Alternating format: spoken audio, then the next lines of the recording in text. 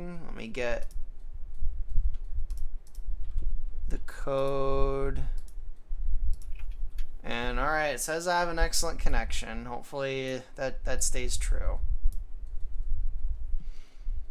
Famous last words. Famous last words. Rip. Well, what'll happen is if we somehow get it to work where one of you guys is the host, it'll be completely fine for all of you, but I will be dropping out constantly. Yeah. I'll have That like a is true, robot actually. voice. Like, you guys will be fine, and I'll be the one who's just like dropping out. We have taken over. Alright, well, we'll wait a minute and let people filter back in and make sure they can hear us, and hopefully we'll last longer than we did. Alright, we got some people back. You can post. I actually think, because I usually do it, but I think you should post. And you we're should already post getting link, lag. like, in Holy the picture crap. that's right, like- Huh? Damn. I don't know. I'm already ready to just give up if it's gonna do this again. No. I'm sorry. Like, I don't want to like every 10 minutes. I don't want to keep fidgeting with settings and redoing the stream and everything. Like, I try and suppress it, but the whole streams disconnecting thing really pisses me off when it happens. It like sets me into a rage. It's so inconvenient, and it just it ruins my mood, and then it makes me forget what we're talking about, and it just ruins the flow of everything. Although some people are saying there's no lag, so that's another thing is I can never tell when like, the problem is just with one person or it's like everyone. I mean, YouTube is telling me it's gonna disconnect, so I have a big yellow warning that says error. YouTube is not receiving enough video to maintain smooth streaming, and it says it'll cut out. So it is the potato internet. Why are we doing it through YouTube anyway? Because that's where my audience is. Yeah, that's pretty much it. Yeah, like I have. Like, You can't really stream on Discord. No, same way. we did briefly discuss doing Twitch because Twitch is superior. The problem is that a lot of the audience, they filter into the stream because they get the notification on YouTube. Yeah, and also again, I'm pretty sure the problem is my internet. So Twitch will probably have similar issues where it's like, oh, we can't get enough footage from whatever. The same thing YouTube's giving me right now. Yeah. Yeah, Like- we have like, like almost no people compared to the last stream. Well, I haven't posted the link yet, Oh. so that's a. Maybe that's why. Well, But I'm not gonna post it unless we get a better connection, because I feel kind of bad spamming everyone and then we just leave the stream. the Aura Kid in the comments says, tell YouTube that your screen is an image and not a video. Well, I did that on OBS. I did not know there was a way to do that in YouTube. Let me find out how the hell to do that. Unless someone in the chat can tell me how to do that. Maybe you can just have a never-ending repeating GIF of Zelda loots. Cause never have Zelda. I don't have one. Although I'm sure you guys could provide me. But on OBS I have it set to be an image, not a video. I did not know there was a way to do that in YouTube. So, if someone in the chat could tell me how to do that on YouTube, then I'll restart the stream as an image and not a video, and maybe that'll solve the problem. Although I don't think it will, because I have these problems in Discord too. It's just it really is just my internet connection. I have only 2 bars. It's just a god awful internet connection. But I don't know. Can people even hear? I don't even know people can hear us. No one's responding to what I'm saying in the chat anyway. I mean, there's a couple. You got half the people of the previous stream. Well, yeah, I see people coming in. I mean, like, I've been asking questions to the chat and no one's responded to me yet, so I don't even know if they can hear me or not. I can't even see you in the chat this for stream some reason. this stream is already an epic disaster. This is already like one of the worst streams we've ever done. We go to see. Yeah, I'm looking in the stream settings and I don't see anything to set it to an image. I see a 360-degree video option, but it's off. Okay, well, they can all hear us they can fine. hear I us. think they're just behind. They're like 2 or 3 minutes behind, but they can hear us fine. So, you know what? We'll push on one more time, and if YouTube disconnects, then I'll do research into the image thing, and then yeah. All right, so I don't even remember where the hell we were. Where were we? We were suffering. We were talking about battalion workers. Oh yeah, Right. battalion workers. Yeah. But I think I said more or less everything on the topic. So Yeah. I guess a little summary might be in Could order. I guess you could elaborate as to why you think it's an idea to consider at all, right? I guess that's an Yeah. why would battalion workers? In what way would it make it more interesting besides the novelty of being a game that has it? Well, the basic idea is that everything else is more or less getting battalions, and they're being left behind in a sense. So we were discussing two options. Either we have to artificially inflate single workers to be on a, like, when it comes to survivability, to be on the same level as other units, or at least the way workers were set up before, right? Because there needs to be a balance between that too, between factions that like raiding and people who need to hide their villagers, garrison them, escape from an early attack. And other than that, I think it's mostly that. I don't think battalion workers, except with there are a couple of exceptions with some factions, I believe. Battalions are mostly there because other units are getting battalions, so there's a chance workers will get them too. Might look a little bit weird if you have a worker that has more HP than some battalions, Basically, it'll be way too easy to kill if they're not in battalions. They need to be balanced accordingly. Yeah. Right. And I mean, the other way is just upping the stats, but it might look a little weird, when you have like 10. That's what Battle for Middle Earth 2 did. Exactly. So there's this one little citizen, or let's say some Gerudo artisan running around half naked, and there's 10 dudes like, beating her up, Dark Nuts attacking her, and she's just like not dying. I know where this is going. 10 Dark Nuts. I had to say Dark Nuts. Yeah. Oh, oof. I picked the worst possible example. Anyway. Yeah. But that's the general idea. Other than that, there's nothing really else going on for the workers. I personally would be in favor of having a battalion of workers, and I think it would be interesting to see how it would play out before before we dismiss it, right? I think it would be interesting to see how it would play out. Let's Of see course, how the AI doesn't know how to use them. Let's try it. Yeah. That is funny. No, but also not necessarily just how the computer deals with it. I'm talking more about how, in terms of player feel, right?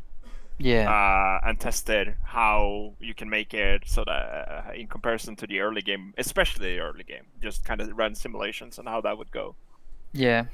But I think I agree. I think it, especially this kind of game that tends to be as immersive as possible, it would be. I really agree. It would be really weird to have like one worker be like a god in terms of HP. That would be kind of weird. Yeah. That's it's mostly a feel thing. It has to feel right. Yeah. Might be a little, Honestly, though, it's not just the field, but also aesthetically. Like a battalion of workers makes sense. Yeah, Right? it kind of does. Like Yeah. one dude is not gonna make a castle. Like that's- Yeah, one guy's not. I mean, I'm one dude who could probably make a castle. Unless the worker's a god, like you Yeah, said earlier. yeah, unless he's god. or Worker he's is god insane like confirmed. Nephi. Although now it's not just me making Hyrule Conquest anymore. There's like 5 or 6 people involved now, Yeah. which has been True. really helpful actually.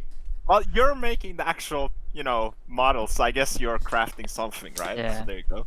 You're a manager now. Oh jeez. Yeah. The one thing I didn't want to be. I want to talk to the manager. But I think it's an idea though that you should definitely keep in mind and see if it works out. See Yeah. what the pros and cons are. I would obviously I haven't seen how it would play yet, but if I have to make an opinion in a vacuum, I think it would be interesting, and I would be probably in favor of it.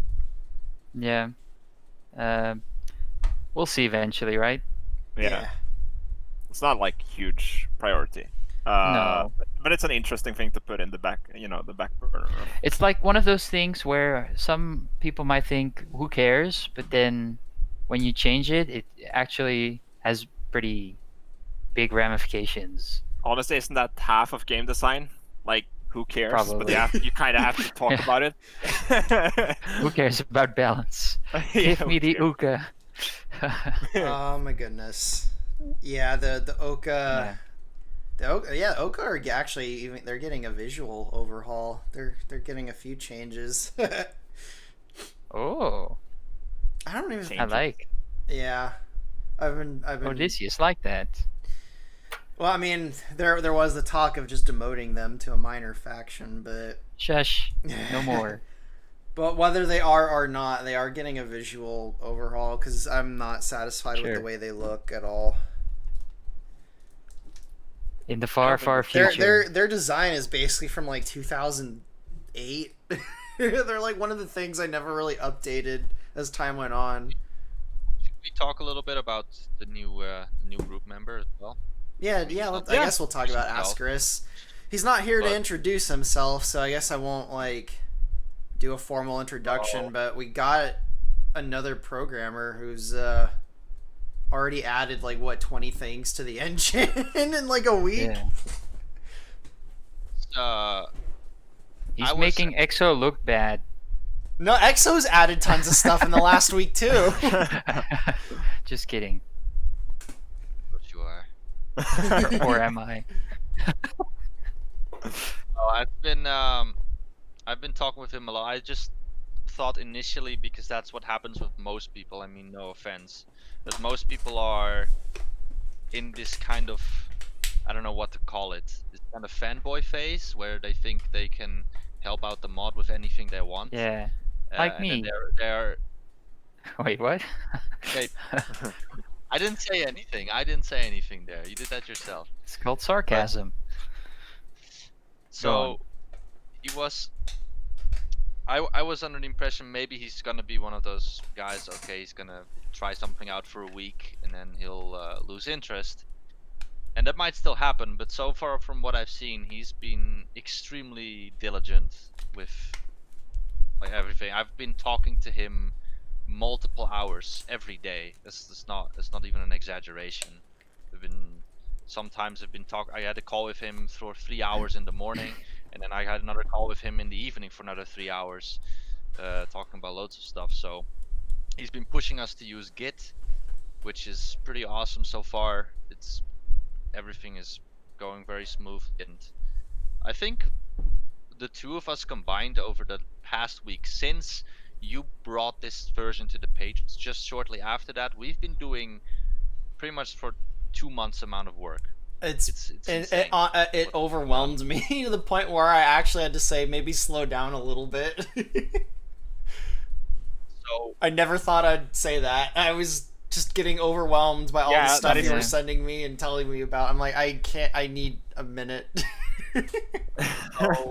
So to summarize, I'll try to summarize it to a degree, but I've been making tons of changes to the AI to make them compatible with the new battalion system. I've been fixing a lot of their stuff.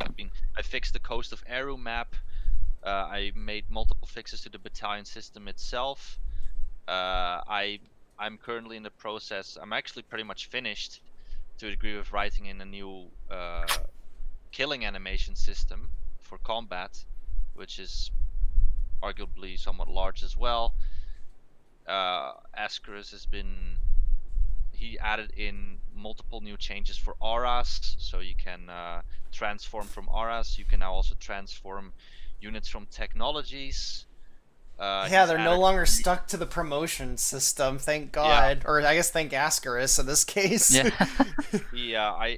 The first thing I asked him to do is you won't notice this in game, but it's way better for structure, is that the entire plot system has been completely moved to its own thing.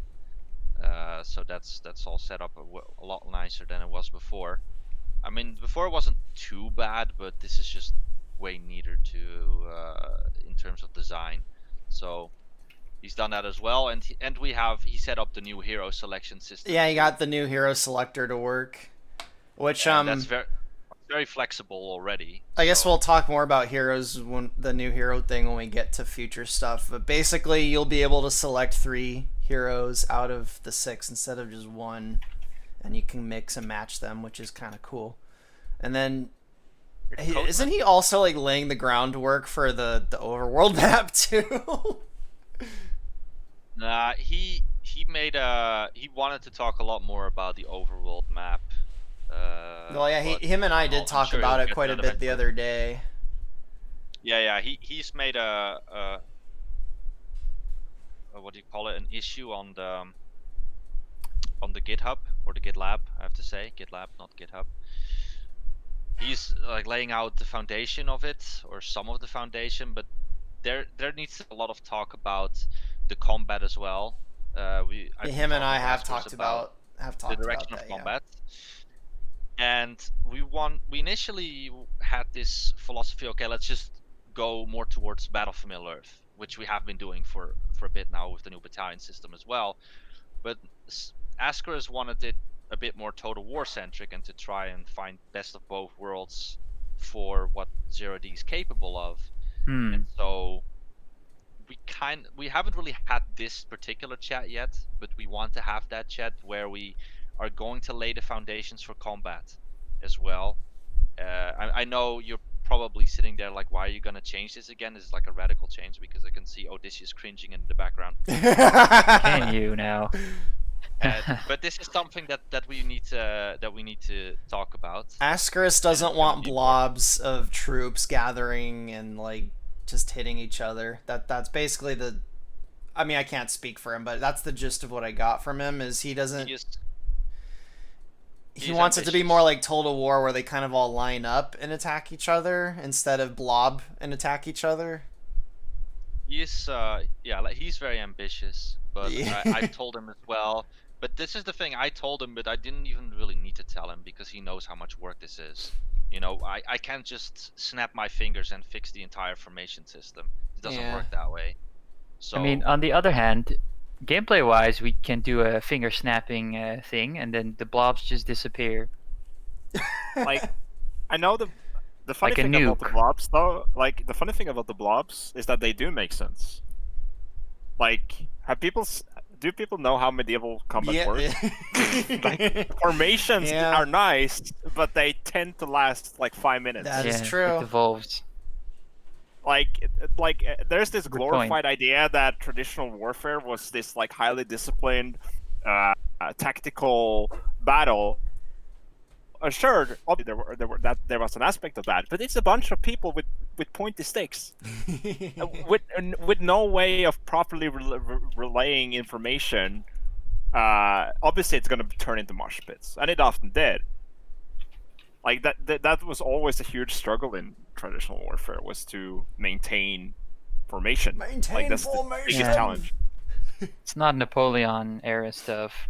Yeah, like even then. Like, Even Well, then, I guess you're saying Laverna should have maintain their formations and yeah. Fix bayonets. Like I think mosh pits they make a lot of sense. Like they should be chaotic.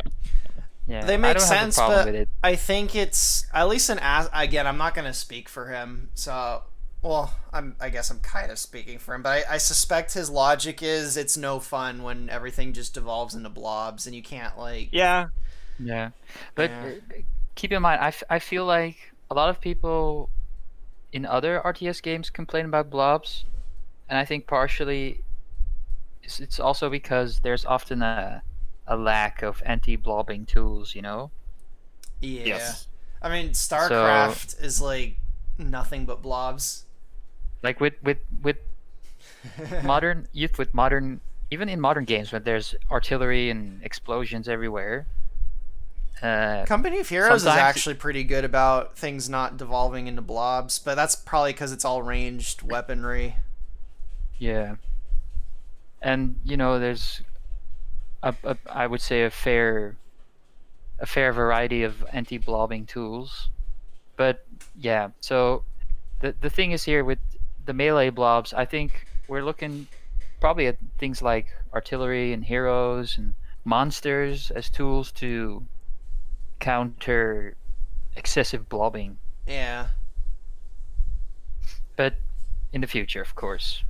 Yeah, I'll let Ascaris speak on that because again, I might not even be properly representing what he told me. It's entirely possible I misunderstood what he was saying, but I know for certain he basically wants to make it more like Total War because in at least in Medieval 2, like units they would kind of like cluster, but like say you have 3 battalions in Total War and you're going against 3 battalions. What tends to happen in non-Total War games is like those 3 battalions will like blob around 1 battalion and the other 2 on the other side will like go around the outside of the 3 and it'll just be like a weird mosh pit. But in Total War, if you have 3 battalions attacking 3 other battalions, each individual battalion will focus on the nearest battalion and it won't turn into a big blob. It'll be more like a blobby line. I think that's what he's going for. I suppose you could argue that it's more aesthetically pleasing. Yeah. But other than that, I don't have a problem with blobs. As long as they don't suck all the strategy out of the I strategy have no game. preference for either one, so I guess I'll let you guys and Ascaris come to some kind of conclusion on that. I'll be happy with either one. Like I ultimately it doesn't matter. The game feel is more important, but if I have to go for pure aesthetics and feel, I don't mind the blobs because they make sense, and I think that having very rigid formations would look very artificial very quickly. Like that's the worry I have. Like I've seen games where they have very strict formation systems, and it feels very very artificial. Yeah. We could maybe have a few exceptions, like Labrina, as you mentioned earlier. Yeah, definitely. I think like obviously there could be exceptions. Conversely, I don't see the Moblins even having like stable formations before they get into a fight. Yeah. I think the Moblins would do nothing but blob because they're friggin' Moblins. Honestly, regardless of mosh pit combat or not, the formation system will have to be adapted. Because True. I've seen numerous little things where I thought, okay, this could be improved a little. But I intentionally didn't touch it beforehand because I just wanted to work with what they had. The Bloblins. I definitely I heavily customized the way the combat works, but not the formation system itself. But that will have to be adapted at some point. I think I can make it a little bit more structured in the future.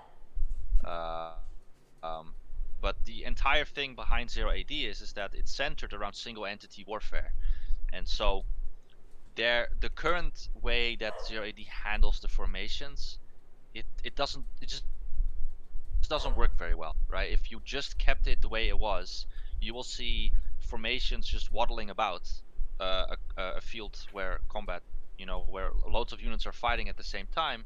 You can see that the formation system struggles to find something to fight, and sometimes they will just completely. I've seen formations before I customize it. There would be just a large fight going on, and they would just walk through the fight or just like past it. They would just ignore it, even though they were on attack move. They didn't know what to do with it. And also there were times when the front line is already in combat. Normally what you would expect is you would have all the single entities that would try to find a way around so they can also attack something, but they wouldn't do that. They would walk multiple circles around around the field trying to find a location to attack, and they couldn't find anything, even though you can clearly see on the field like, hey, what are they doing?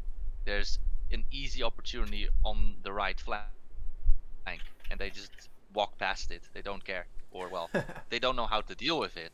So I said, okay, you know what, I'm just going to use the system that they had in place before, which is single entity combat, and that has worked fine so far. The only problem, of course, that people would have with it's like, well, they're blobbing up.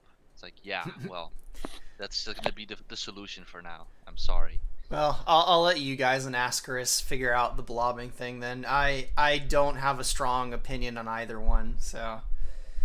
But I'm seeing some questions in the chat.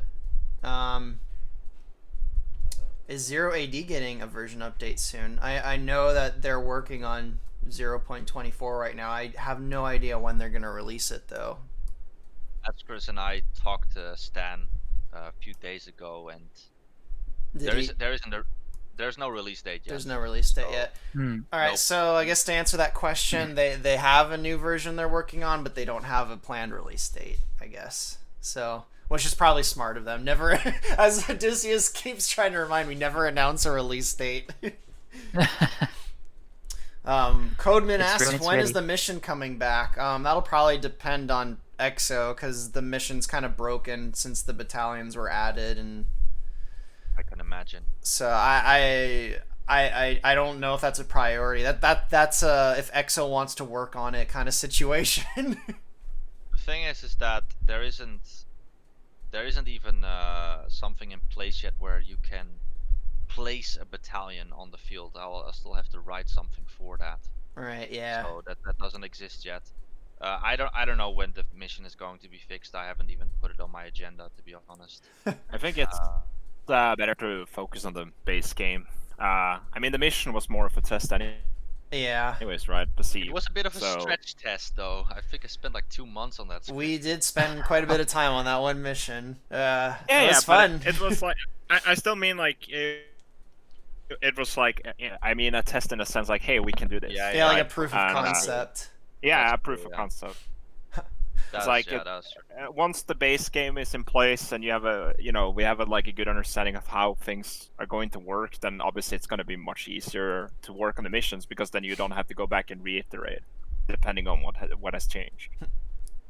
Or a kid's pointing out the connection's been stable for a while. Yeah, hopefully that's hopefully don't jinx it. Don't jinx it. No jinxing allowed.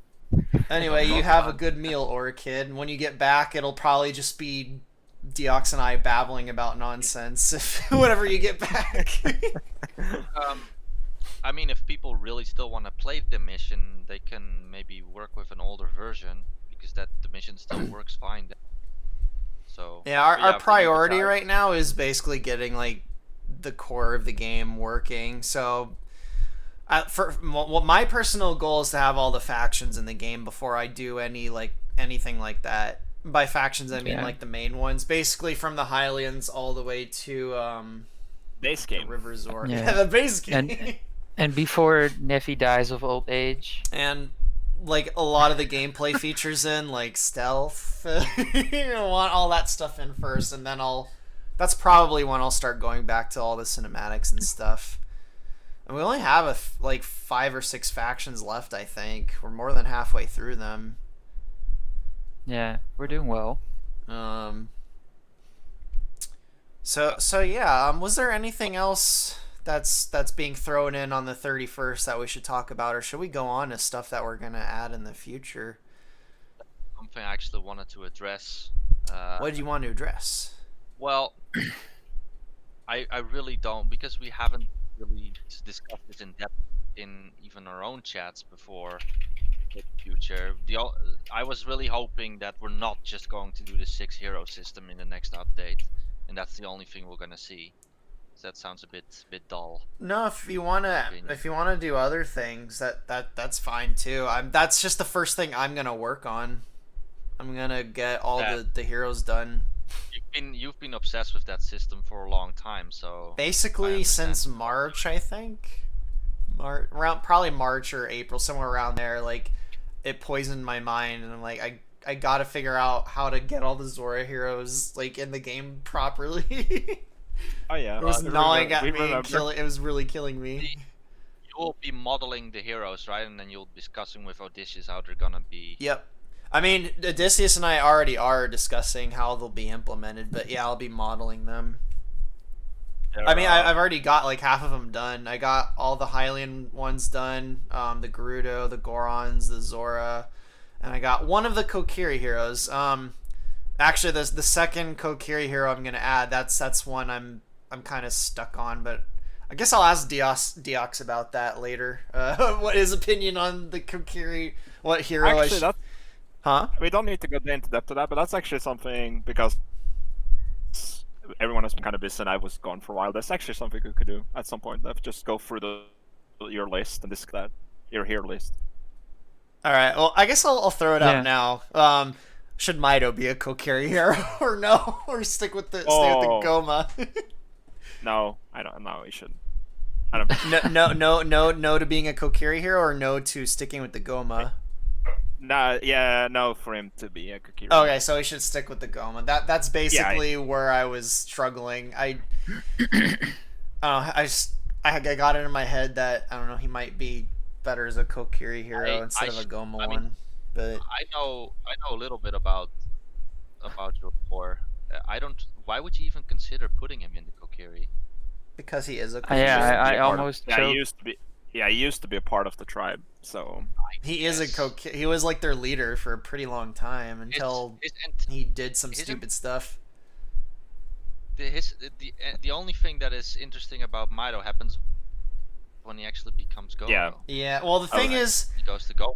The thing is, affiliates him with the Goma. He's a thick ass traitor. The thing about Mido is he doesn't have an allegiance to a particular ideology, like even the Goma, and he's only with the Goma for a little, like way less time than with the Kokiri, and then after the Goma. Yeah, for me, we've discussed this for heroes before. For me personally, I think like if they are thematically appropriate to the faction, I'm all for it. And in his case, I don't think he is at all. I'll probably keep him with the Goma then. Yeah, and also another thing that I'd like to avoid duplicate heroes. However, exceptions are okay, like if it makes sense, right? And in his case, I don't think it makes that much sense. I've actually, unless I change my mind, I've gotten rid of every single duplicate hero in the game except for Tetra. That's the only duplicate. Like, I personally don't think they're too big of an issue but like if it makes sense, right? But yeah, well, I'm not gonna do if they can be avoided. Yeah, like if it can be avoided, I think it's the better solution. Yeah, I had a potential idea for a Goma hero to replace him, but just I don't have any plans for any of the other Kokiri characters, and he's really he's a Kokiri. So I don't know, I was thinking of actually putting him back with the Kokiri, but I don't know. I guess maybe I'll keep him as with the Goma, and I'll rethink the Kokiri some more. Yeah, because like we discussed, the factions are supposed to kind of represent that race or cultures, thematically speaking, right? It's like their purest manifestation of them thematically. And that's funny because that's related to the image of the stream. Yeah. It's and we did discuss this back when Lineary was an issue, right? Is that a lot of Lineary doesn't make sense, in terms of chronology, but it's still a representation of what Lineary is, and the heroes and its units represent that. Like Mido doesn't fit that identity at all. He does, sure, in the lore he does have history with the faction, but he doesn't fit in. Yeah, I mean that's kind of his thing, is he doesn't fit in with anyone. Yeah, He's basically Loki. yeah. I think keeping him with the Goma just for the Goma is like the best. I think he fits in there quite well. I think his arc with the Goma is actually quite interesting. And as Exo said, like his character is born the moment he leaves the forest. That's when he Yeah. becomes interesting. It's like anything before that is kind of like, don't really I care. don't like Mido in general. Yeah, but I guess yeah, unless you guys wanted to add anything else, we could talk about like upcoming plans. Yeah, upcoming plans and stuff. Like I'm planning to work on the AI still for the most part. Exo's gonna be maybe a bit working on the AI for like forever. He's just Yeah. gonna keep adding things to it. Yep. and the formation system. Yeah, it will need to happen, and Askrus can whine to you every week about the Total War map. Which I'm say whining, but arguably it is a very interesting feature, right? Yeah, I was not do it anticipating right. it being implemented so soon, so I haven't really thought about it until a week ago. Now he has a lot of pretty good ideas for how it'll work too. I've talked to him about like how armies bring along resources with them, how they bring along workers and stuff. He has some pretty good ideas. I'm kind of getting the idea that in the near future, maybe not for the entire duration, but that Odysseus and you are mostly going to be communicating, and Askrus and I will be communicating, and then Yeah, we are kind of just looking. Okay, we'll just do things, just do and then, things. and then we're That's not how the gonna, mod's made, I suppose. and then we're mostly gonna notify you rather than ask you if things are okay or not at certain points. Yeah. Which sounds a Yeah. bit like we're going rogue, but Well, I prefer Civil it War. when people don't need me to micromanage them. So, like, Oh, but- you know me, EXO. yeah, I don't like being a manager. I notified you I was gonna make the kill animation system, and the only thing I asked you was how you would want it to work if you had any requests. I think that I don't remember how I phrased it, but that's that's how I paraphrased it then for you. But anyway, Yeah. like the same thing is with the formation system and the combat. There are just certain things where I'll just say no, and that's all there is to it. Sorry, Ascaris. He's rebelling. No, well, Askr's Yes. suggestions are more aligned with mine actually Uh-huh. to the combat. So I think probably that'll work completely out. misrepresented what he was going for like Yeah. 15 minutes ago. Then It- I apologize to was- Ascaris if it I was- didn't properly relay what you were talking about with combat. He I mean, does want well- more combat. We'll hear his point of view the next time, right? Yeah. He'll be Surely on one he'll of be these there. streams eventually, probably. I don't know. I don't know if he's interested in the streams or not, but I think the only caveat was the time. yeah, all of you are there. Everyone on the stream except me is in Europe, so I am almost a full day behind them. So it's actually really difficult to like time these where we're all on at the same time. Saturday is usually the best day, which is why almost all these streams are always on Saturday. But like, even when It's I'm just also because- communicating with them in general, I basically have like 2 hours right when I wake up or 2 hours right before I go to sleep that I could communicate with all of them. It's also the fact that having it in the weekend is easier for European viewers because it's like, you know, they can sleep in on Sunday. Yeah. It's another facet of it. True. What is sleep? Yeah, what is sleep? The other night I only got 4 hours of sleep, but I got more sleep last night. I'm actually I've an inner conflict as well for a bit. I haven't really talked about this that much yet. Oh. Oh, Oh But- no. I was wondering if I should.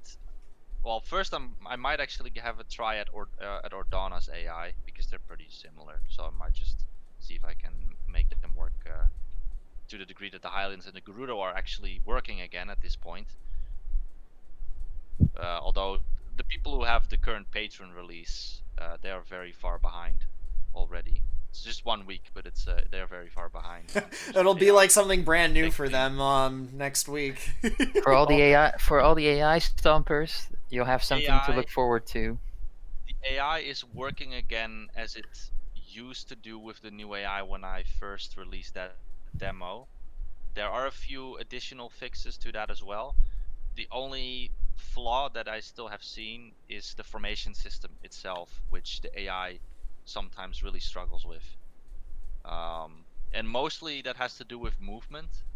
The formation system doesn't like areas of water or mountains. Although mountains it seems to do better with, but not with water. I did notice on the Death Mountain map when I was testing it out, sometimes the AI would like try and go over the mountain when they couldn't, and they'd like get stuck, and then after a while they'd stop and go to a different. They'd eventually navigate around the mountain, but it's like they had to hit the mountain first before they decided to start going around it. Yeah, that's the formation pathfinding. So it's not the AI just gives an order, basically. So it's just that a player would relentlessly click furiously like a keyboard warrior, trying to get them to move the way they want them to move. But the AI just gives one order and just expects it to do what it should do, but the Pathfinder doesn't know what to do anymore. And so they just get stuck. And another thing that happens, that formations get stuck between like if they have to walk between two buildings, or if there are a few trees in the way, sometimes the formation system just says, nope, you cannot go through that passage of trees. It's not happening. And then the AI just thinks, okay, I can't move this army, so I guess it will just sit here. A player would remove a tree, or like try to chop down a tree or remove one of the buildings so it couldn't move its units around because they get stuck, but the AI won't really know what to do. And so I could program the AI to deal with the shenanigans of the formation system, but why would I do that if I might as well go back to the core of the issue and fix the formation system itself, right? So I think that is a way better idea. I just have to get to it at some point. Right. So, but what I was actually gonna say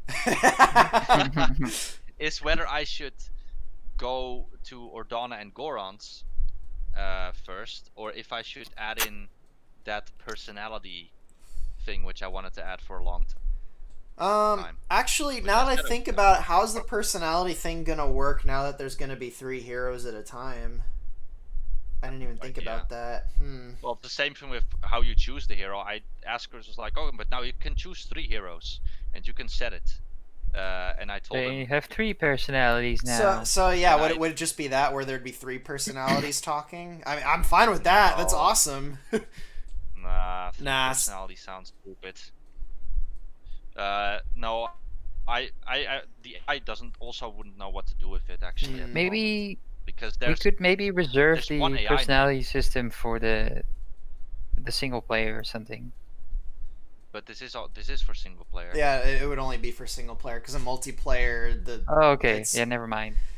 Okay, sure. It is technically both though, because it's just it's if you play with the AI on multiplayer, it's the same. Yeah, thing. yeah. It's an AI thing. So what are you thinking if you don't want three personalities at the same time? It's just gonna, at the moment there's one AI name, and that one AI name will align with the hero choice, and that's gonna be the personality. Will it just be the first hero they pick then, or the last, or just something like that? I suppose so, or All maybe right, cool. the most powerful of the 3 heroes. I guess. I suspect that just I suspect just the first hero would probably be the best way to go about it. The first hero the AI picks. Because if it's based on the most powerful, then you're almost never ever gonna see like half of the heroes in the list. That's the thing. I don't know if I want to go that in depth. Right. With personalities yet. I'm just gonna see what I can do with the heroes that are currently in place. All right. That's also how the hero system works right now, and how the AI names are decided. Like you can't have an AI name. Well, you could technically, but that just doesn't really work very well. An AI name that has Ganondorf, Naboru, and Riju. It's like I am 3 people at the same time. It's like no, that doesn't really work. So Some are Uh, asking, what by about- the way. Some are asking go ahead. what we mean with personalities. but personality, I mean that in 0 AD there is a system in place where when you have an AI ally or an AI enemy, mostly with allies, I believe, where if the AI ally goes off to attack an enemy, which is also of course your enemy at that point, it says, hey, I'm going to attack this enemy. If you want to help me, you can share in the loot or something, some kind of pre-scripted message. And I wrote an UI system for the mission, for the demo mission, with portraits and Xbox and sound as well. I give these grunts based on their.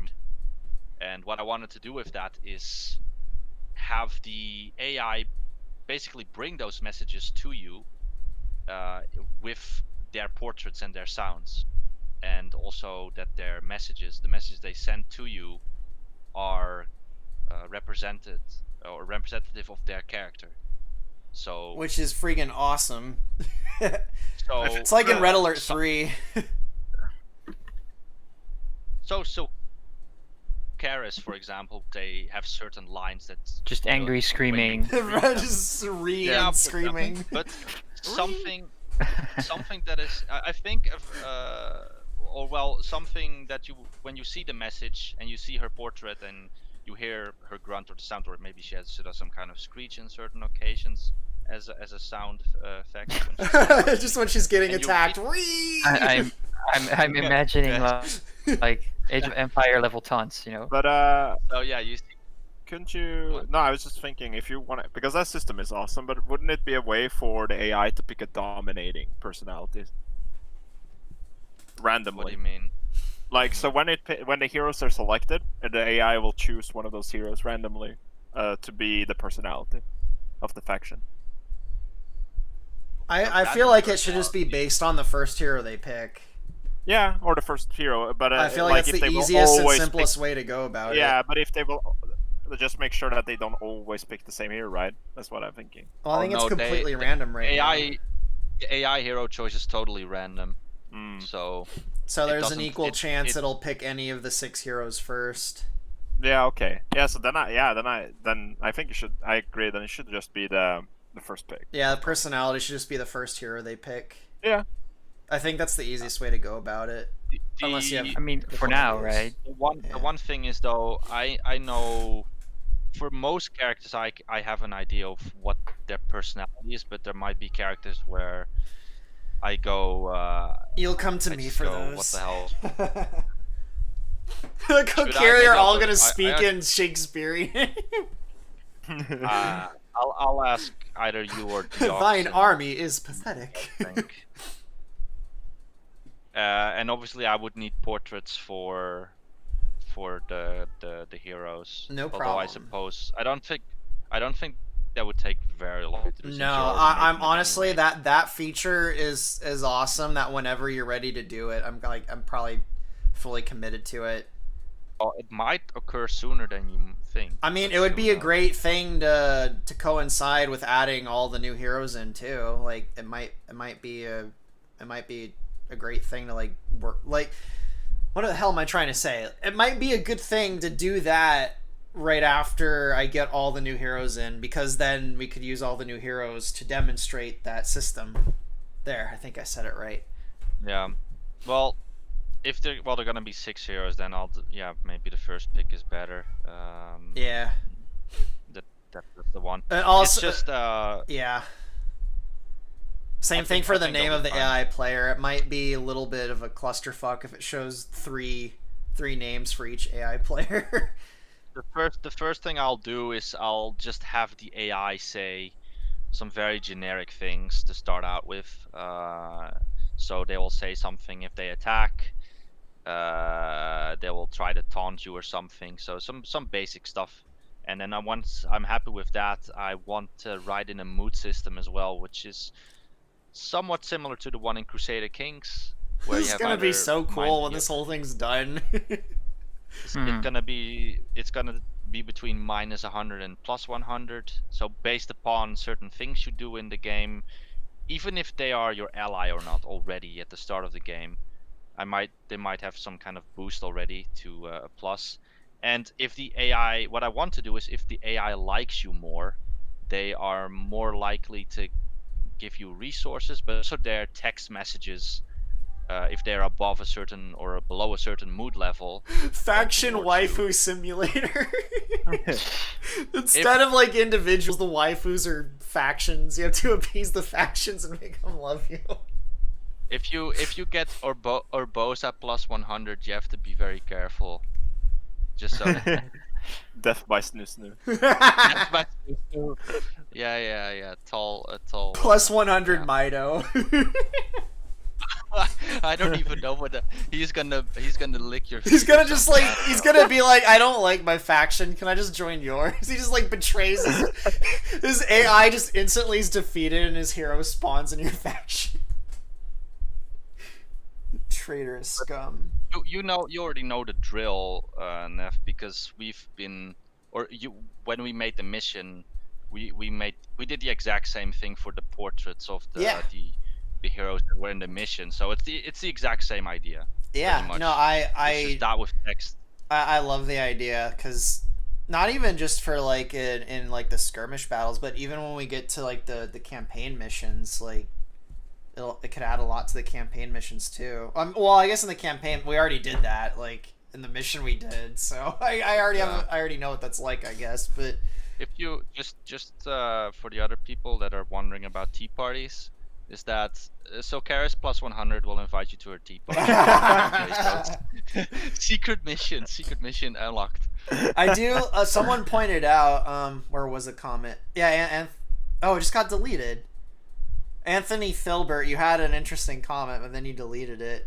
It was something along the lines of like, if you're allied with a character that normally hates another character, like say Saria and Mido are allied, like that might lead to some interesting dialogue, maybe. Obviously this is theoretical, but it would be nice if characters had like actual passive dispositions to each other. Yeah, that sounds cool. That would be really cool. Like certain characters, like for example, like Mido and Saria would have a negative disposition, right? At the start of the game, you mean? Yeah, at the start of the game. Okay. Yep. That would be really cool. And they snark at each other because they don't like each other when because Saria's like, I'm gonna go attack these guys. Hopefully, I don't mistake you for the something like that. Yeah. Hopefully, I don't mistake you for a Goma. Because there's a lot of like interfaction relationships, I guess, and I think it would be cool to have that be expressed in the game. And have like disposition. Or like any of the Moblin characters working with the Hylian characters. Like, you stupid Hylians, I guess you can help us. Yeah. It's like sworn enemies in terms of like factions should have a negative disposition regardless, right? And I'm like already getting all these hilarious ideas for the Moblins, because the Moblins like allying with the Hylian player and like just like Ganon, like his dialogue with Princess Zelda would be pretty funny. I will have the Triforce.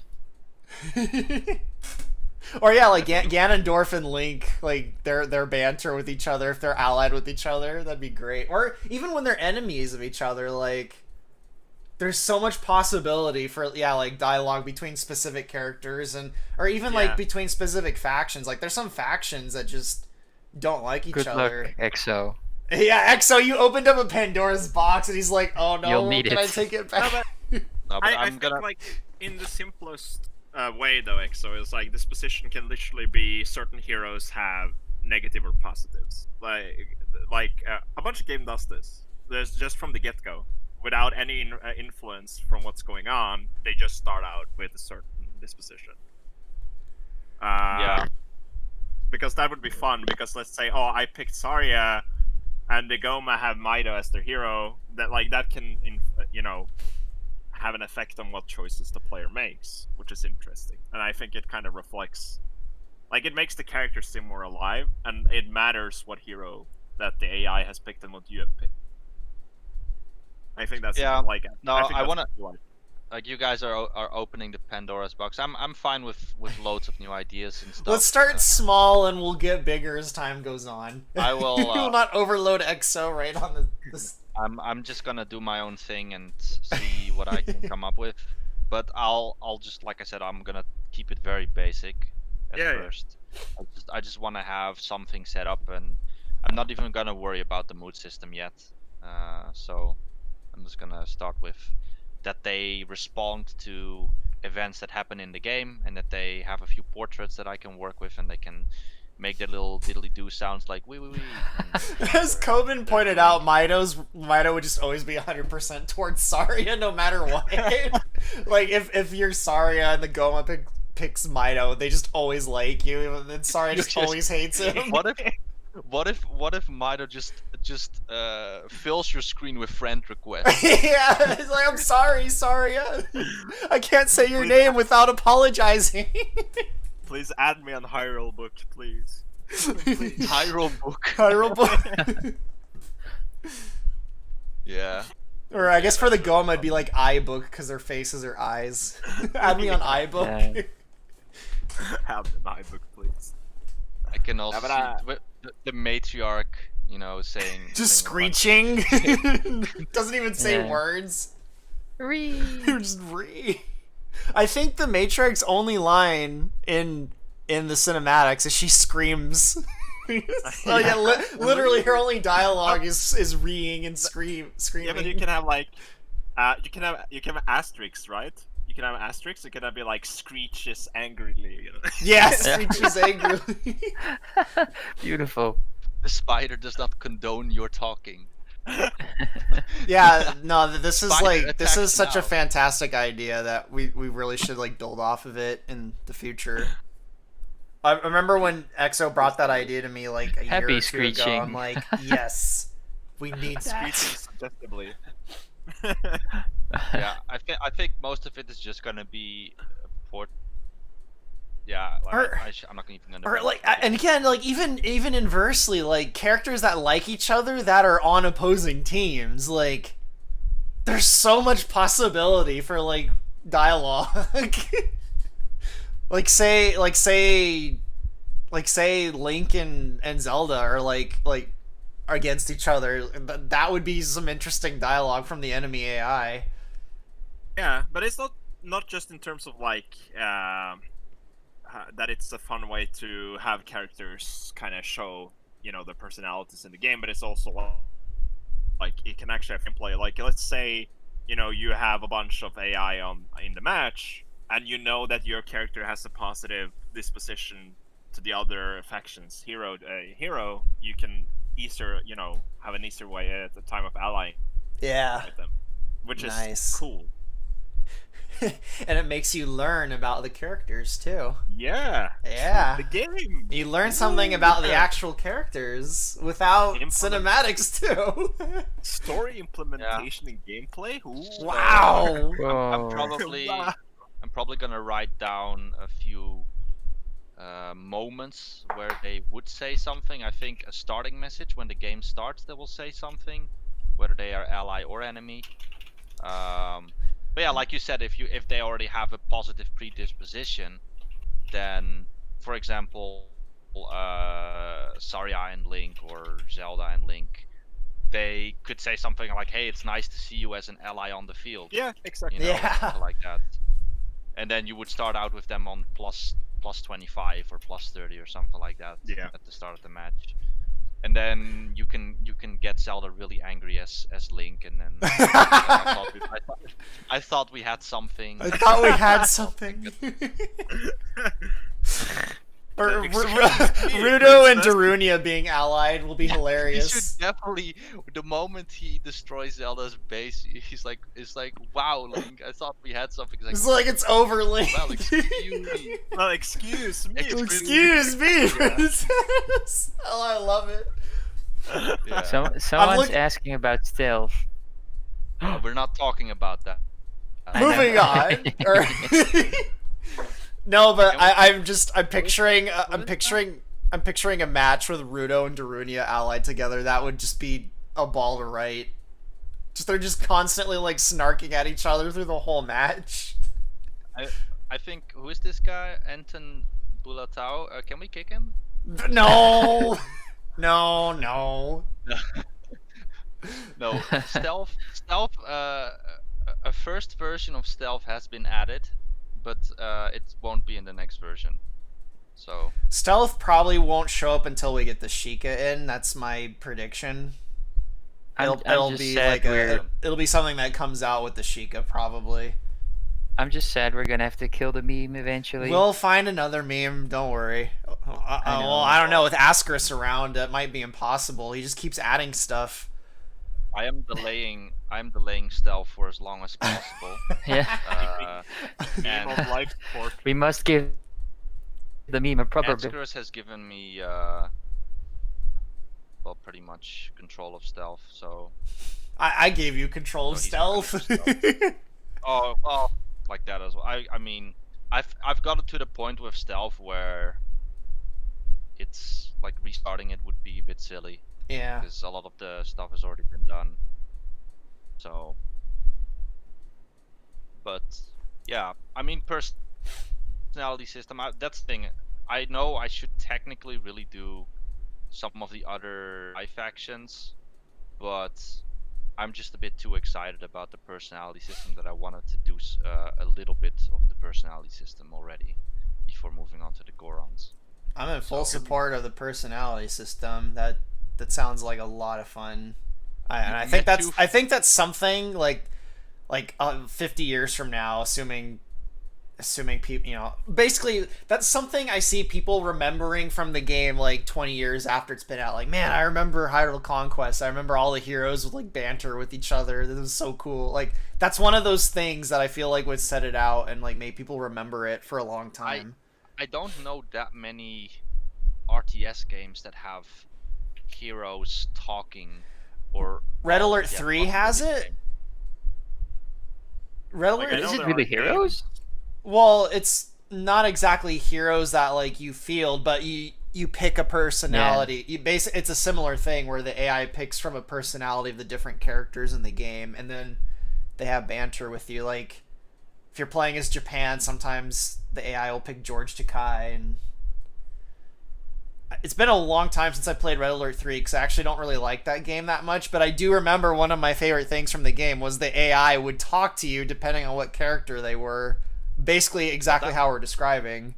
That's the fun. The AI, what they are saying, they are either interacting with you or they're interacting with another. They're interacting with another AI player. Yeah. Something like that. So how I would set it up is that the personalities or the characters will look at the other heroes that are on the field, like their personalities, I suppose, and they will say things to them, kind of in that way. So they won't really look at you as a player; they will look at you as the hero that you're playing. Yeah. So Can't go wrong with a bit of banter. Yeah, but that's the thing. They're not just gonna look at you, just because you're the player. They're gonna look at the other heroes as well. Yeah. So. And that's a thing I hate about other games when they do it. It's like I'm not too much against some of the AI cheating, although to be honest, the AI in Hyrule Conquest barely cheats at all. And another thing I hated is if the AI is purposely coded to attack the player because it is the player. It's like the AI is going to randomly attack enemies. It's not going to purposely target you just because you're the player. So that's something I really don't wanna have in the game, because it feels like you're like the AI's purposely cheating, right? It's like, oh, you're the player, so you are better than us, so we're going to gang up on you. Even though we're on a free-for-all, we're all on a free-for-all map, but all of us are going to attack you because this is hard mode. It's like, no, that's not how things should work, in my opinion. Anyway, that was a bit of a tangent, but I just wanted to point that out. Nah, the personality thing is a great idea. I'm not sure I really have much more to say about it though until we actually work on it some more. But, Yeah, that's something for the future. What else are we planning for the future actually? Because that's kind of what I have planned. AI formation. yeah, that like completely sent my mind spiraling off into a different direction before you brought it up. Yeah, the main thing I'm gonna work on next is adding in more heroes. Each faction will Right. get 6 heroes, and you basically pick 3 of the 6 heroes. What other things did we have I mean- planned? Huh? Is that from the start? You pick all of them from the start? Oh, right. We should probably You Because- tell them can. about the I thought that was the idea, but I didn't really like the idea. I'd rather have a progressive thing where you pick them during Ascaris phase. was really insistent that you should pick them at the start.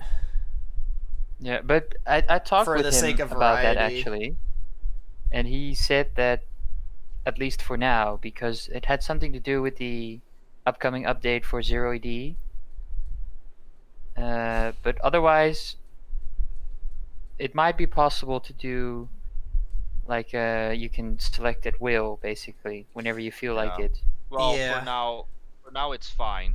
and you're not forced to pick 3 either. So you could just pick 1 at the start, for You don't need example. to go the three hero pick system. If you make it so you can constantly pick between heroes during, that's also not a very good idea, I think.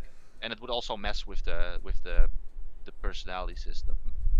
Yeah, I didn't even think about that. Well, You can constantly pick between different heroes. You could say, oh yeah, then you just switch personality, but I'm not. No, but you can Yeah. just pick 3, but you can pick but- them. You can pick them at your whenever you want. So Yeah, okay, like but that you can't change it back or anything. no, well, I think what Exo is saying, say you're a player and the AI picks their heroes or whatever, but you don't pick any heroes at the start. It'll break his personality system because it won't detect a hero that you're playing as. It'll be like, oh, you're not a hero. I mean, I guess we could have a safety net where they just say something The thing generic, is- but The thing is when you start a game, right? And like I'm constantly developing the game myself, and even I myself, when I hit up just the start of the game and I see the hero screen, I'm like, I'll just pick Link or something. it's you a know? bit forced.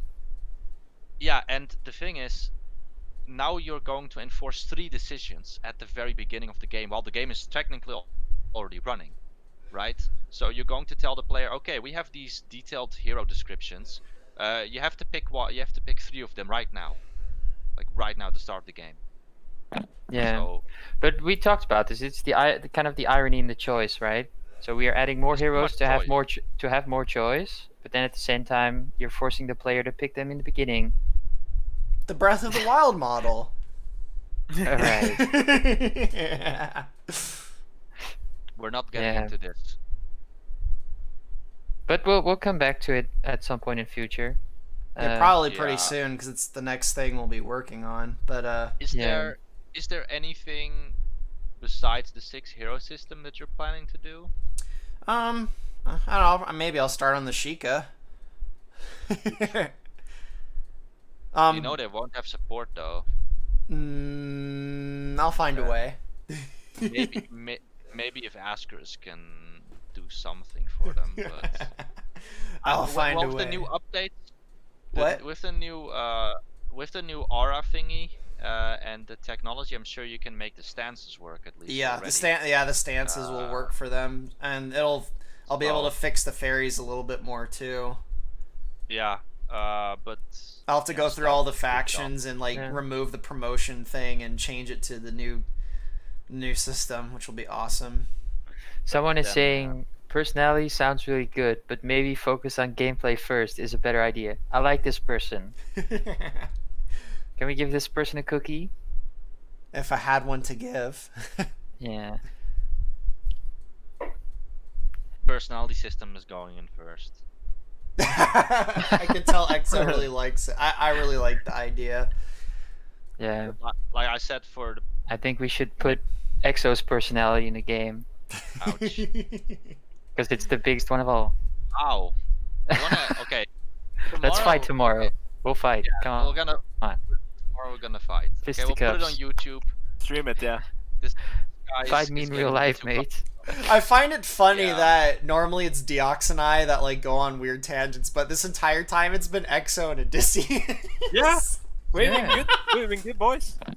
Yeah, Deox and I have been good boys this whole time. But Odysseus is a bad boy. He needs to be Yeah. punished. Oof. I'm sorry. You're getting ahead of yourself, but that's besides the point. But yeah, stealth won't be in probably yet for the Sheikah. It's like half in the engine right now. It's like in a weird half complete state. At least the last time Exo showed it to me, it was. Is there no other faction you can redo? Like, not as much as The Zora have a few things that will need to change, but that'll be based on their aqueducts, which I'm not actually sure when we'll get around to the aqueduct thing. I might actually ask Ascaris about how he feels about that whole system and if he has any better ideas to change it, because if I remember right, all of us had conflicting ideas of how the aqueduct should work. Yeah, If I remember right. every time I think about the aqueducts, I get more and more confused. I'll talk but- about it with Ascaris sometime and see what he has to say. Maybe he has an idea how to make it work. I'm not particularly motivated just to put the secret out there. Yeah. To write something for the aqueduct system. I could probably do it without too much, remorse, but I'll see what Ascaris thinks about it. particularly- Hopefully he's played It's not a Universe at system. War. I Well, mean, if he's played Grey I- Goo, he has some idea of how it might work. Odysseus, I expect Odysseus is actually going to focus on it faction by faction at this point. So Pretty much. So now, yeah, Gerudo, Goron, Zora, Kokiri, Goma, right? So, and that is something that's necessary because those factions have to be balanced and polished. Yeah. And the Hylian polish was to an extreme degree because that was completely overhauled. Yep. But I expect you can also do something for the other factions, but just not as extreme as you have done with the Hylians. The Goma probably need a little bit of work because the battalions kind of forced a change that I wasn't really thinking about before we added battalions. So I might need to rethink the Goma a little bit too. Yeah. But now that we have Ascaris, I could probably get the whole automated egg idea thing to maybe work. I mean, it's just this morning he was talking about adding timers that cause things to change. So, Yeah. so yeah, he might actually be able to get the egg idea to work that was brought up, but is Yeah. kind of impossible at the moment. It's I don't want to keep saying this because it sounds like we're overhyping things, but like we're in such a completely different state than what we've ever been in. Yeah, just in like just a week's time too. It's crazy. Odysseus is finally back on track. You mean at the And- first time I'm on track? Everyone seems back on track. Yeah.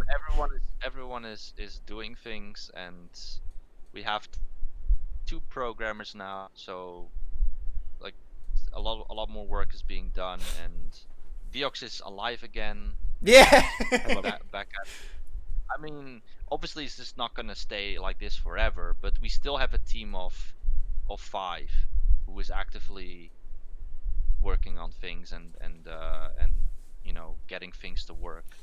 So that is something we've never had before, Yep. right? So Someone's asking me what I meant by getting rid of promotions. Basically, in 0 AD, the only way to transform one unit into another unit is through a promotion, which is linked to experience points. So, like, for example, when you research the Guardian Fairy technology for the Kokiri, and it gives them all Guardian Fairies, what it does, all the units have a promotion requirement of, like, 999,999 experience points so that they never promote. And basically the technology sets it to 0 so they instantly promote and transform.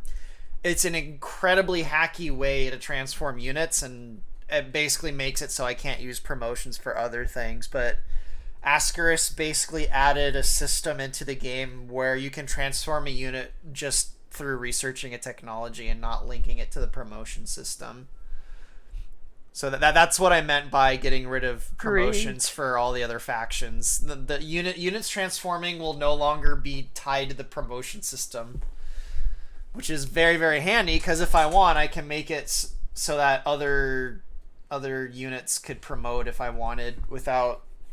Yeah. Anyway, hopefully that answers the question. The only I looked with him at that system, and it works really nicely for the technology manager, because you don't really have to go into the template itself. It's the technology now that decides what transforms into what. Yeah. The only thing you have to decide is the class. Yep.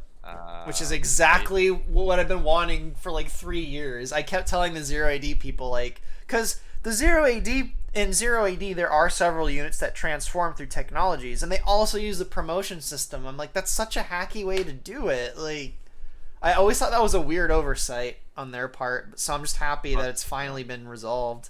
The only problem, of course, with the technology manager is that it's limited to the fact that you can research a technology once. Yeah. And so the fairies probably will. That's why I asked for the aura thing. Yeah. So the aura thing itself, I try fix this thing with him for hours, but the foolproof aura thing, where you can transform a unit inside an aura, and then when it moves outside the aura that it transforms back. Yeah. That system is not going to work. I think he told you. Yeah, he told me that wouldn't work, but that's fine. That's not needed for the fairies. Oh, so it's going to be more. If it's just more permanent, then that's completely fine. The thing about the fairies is it's a cycle. So yeah, one unit transforms into another, and then that same unit transforms into a third, and then that third transforms into a fourth, and that fourth transforms back into the first. So it's like a cycle. So we don't need any leaving aura. We don't need any of that. We just need the ability to transform units via an aura. So that I'll use that for the fairy seasons.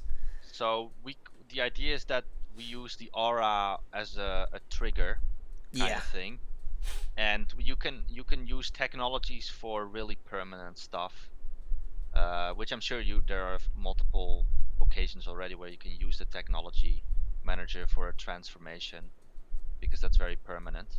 Yeah. And if there's ever an occasion where you would want it to be somewhat more of just a single trigger rather than a technology, then you can use the aura system. Yeah, exactly. That's why I asked him for the auras, because I knew there was going to be some instances where, like with the fairy seasons, where the technologies, unless you could unresearch technologies, which is another thing I asked him about. Like, say you research a technology, it cancels out a previous technology you researched, so that you have to research it again. That's another way the seasons could work.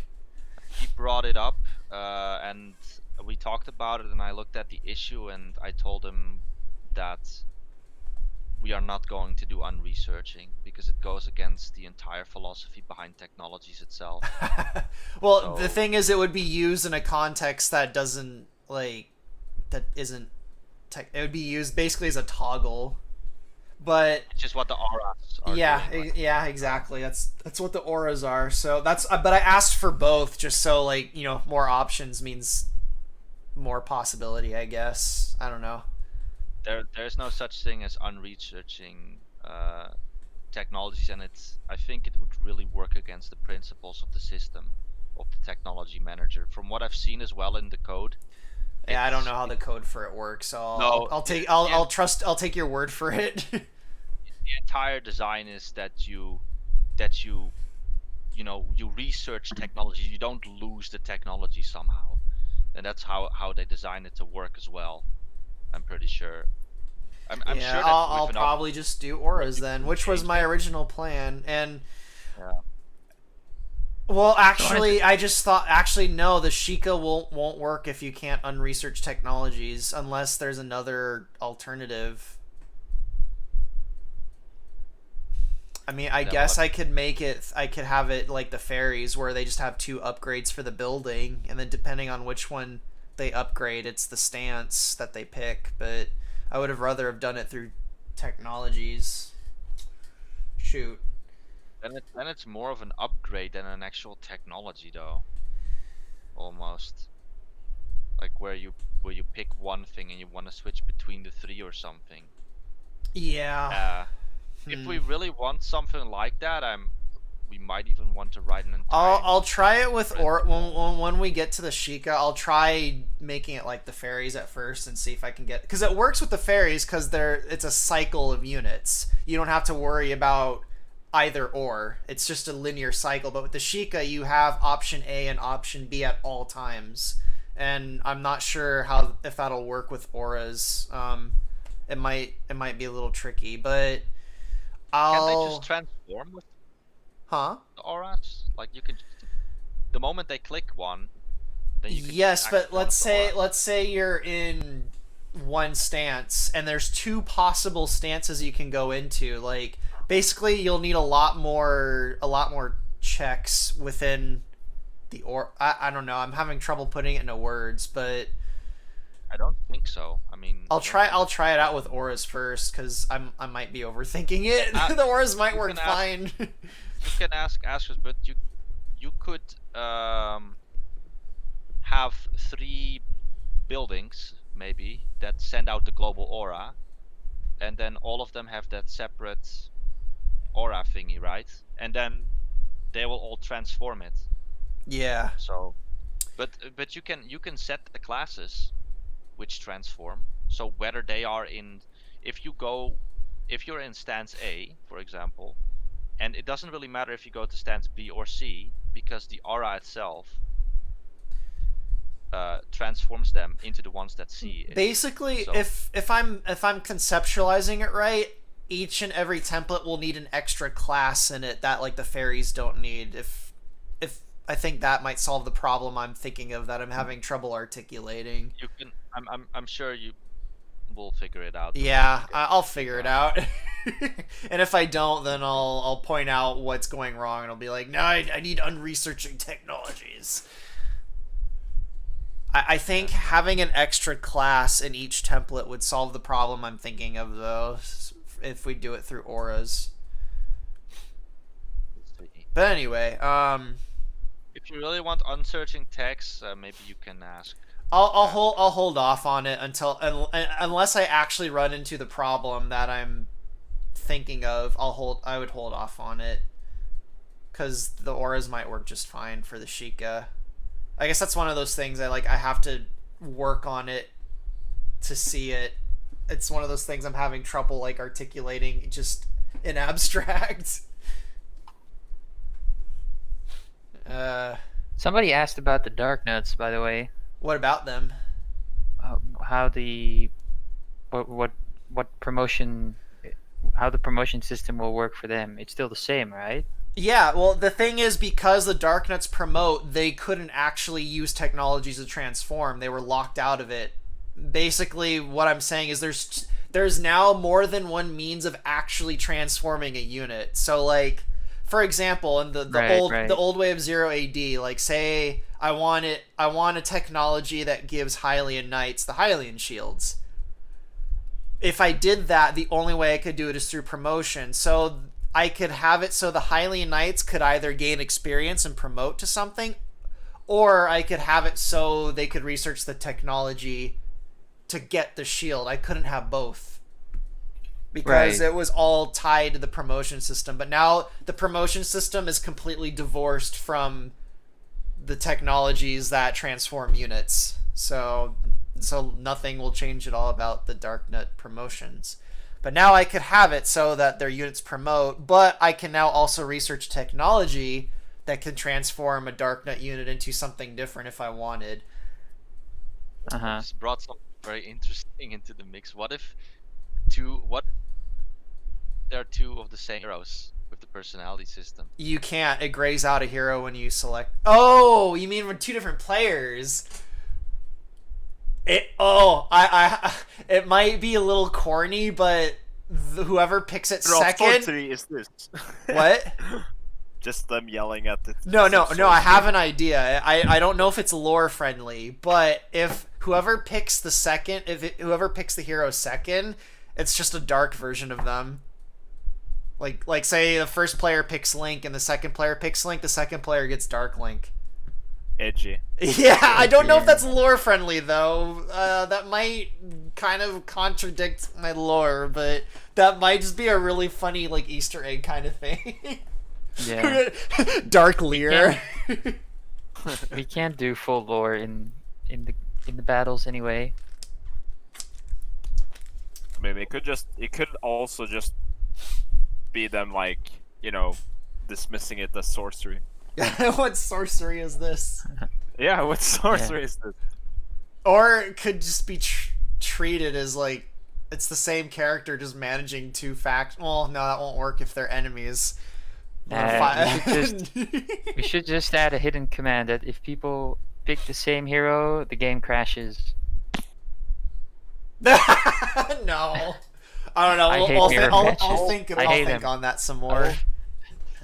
Forcefully shut down the game the moment that happens from the code. As someone mentioned, yeah, what if there are three? Are it gonna be Link, Dark Link, Dark Link? Dark, Light Link, Gray Link, Earth Link? No, I for now, unless I can think of something better, it'll probably be Cause yeah, it's not lore friendly to have like just dark versions of each and every single character. Cause Dark Link is actually tied to a very specific character in other than Link in Nephi lore. It'd actually be one of the hero abilities that they have. So I don't think that would be. I just thought that was the first thing that came to mind. I thought that'd be kind of funny. Like, oh, it's just Dark Link is the other player.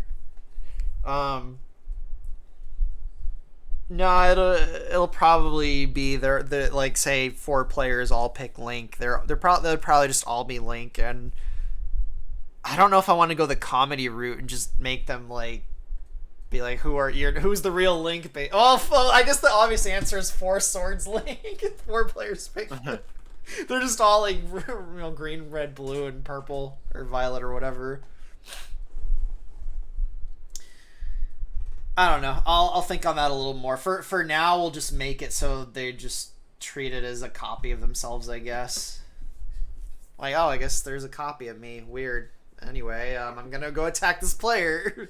Join me. Copy of me. Yep.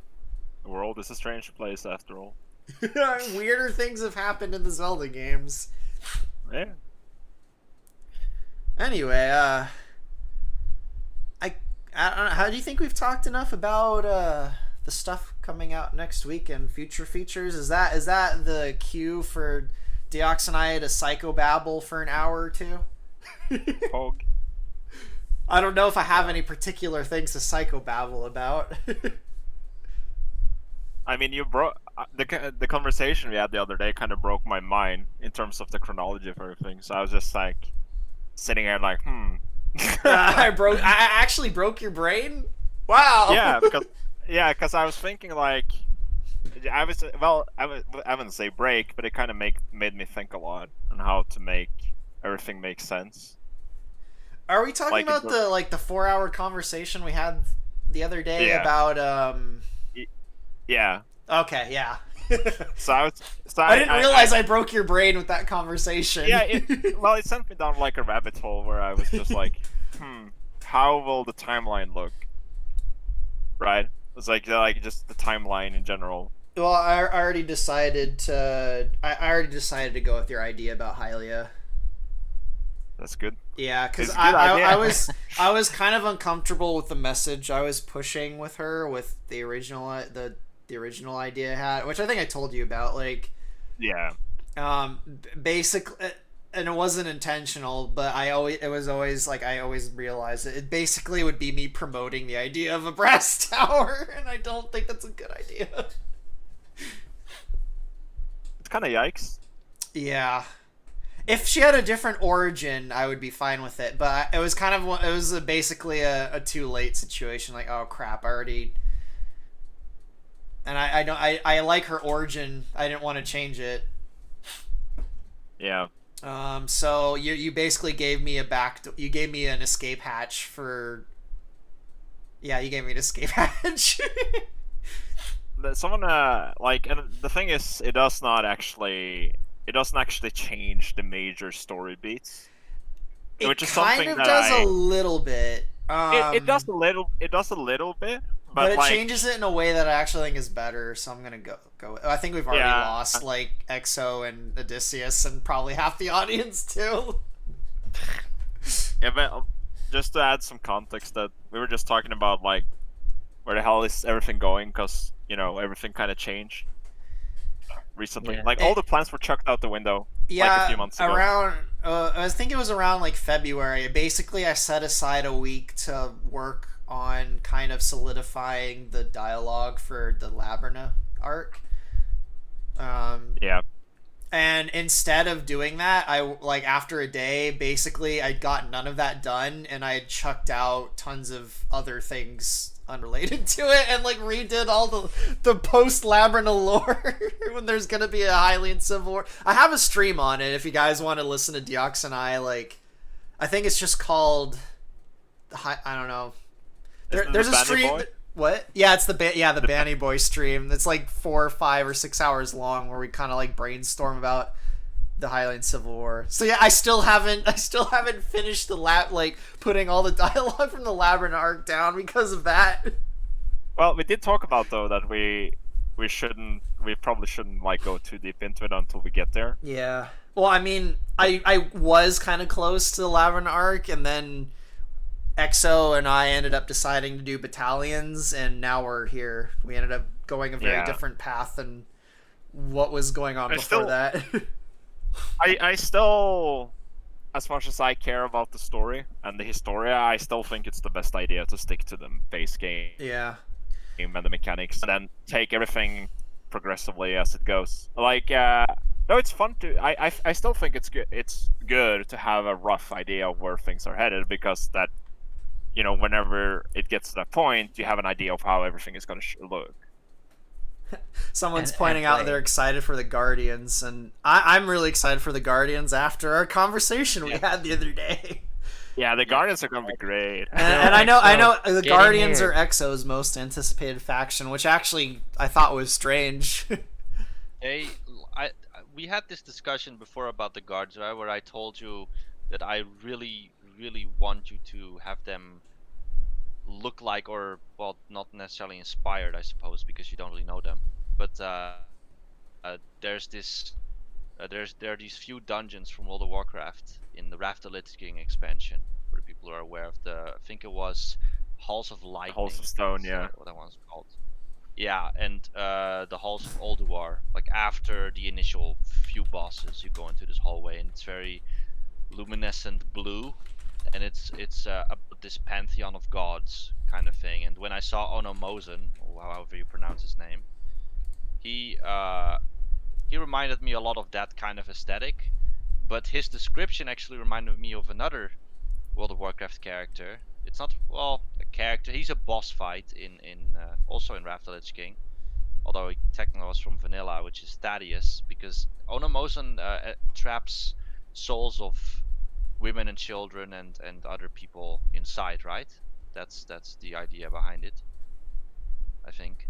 Yeah, it's like That's what would the appropriate term for an entity like that be? Well, thinking about it. That's the thing. For what exactly? Thaddeus in World of Warcraft is the exact same entity. Like an entity that is built up of more identities through either the fusion of multiple spirits, or souls, or flesh. Obviously the first thing that comes to mind is Legion. That's a very specific example in a specific context. I'm asking Pajot about Legion next week, so it's a weird timing, but I would just call it a principality. That's What are the Guardians going to look like? Are they going to look like what I asked you to? I have artwork I made of my designs for them floating around. Have you? I don't know if you. I'll put them in the Discord. Put a few links through, and then... Let's see. Like, Okay. there's this And I'll- kind of.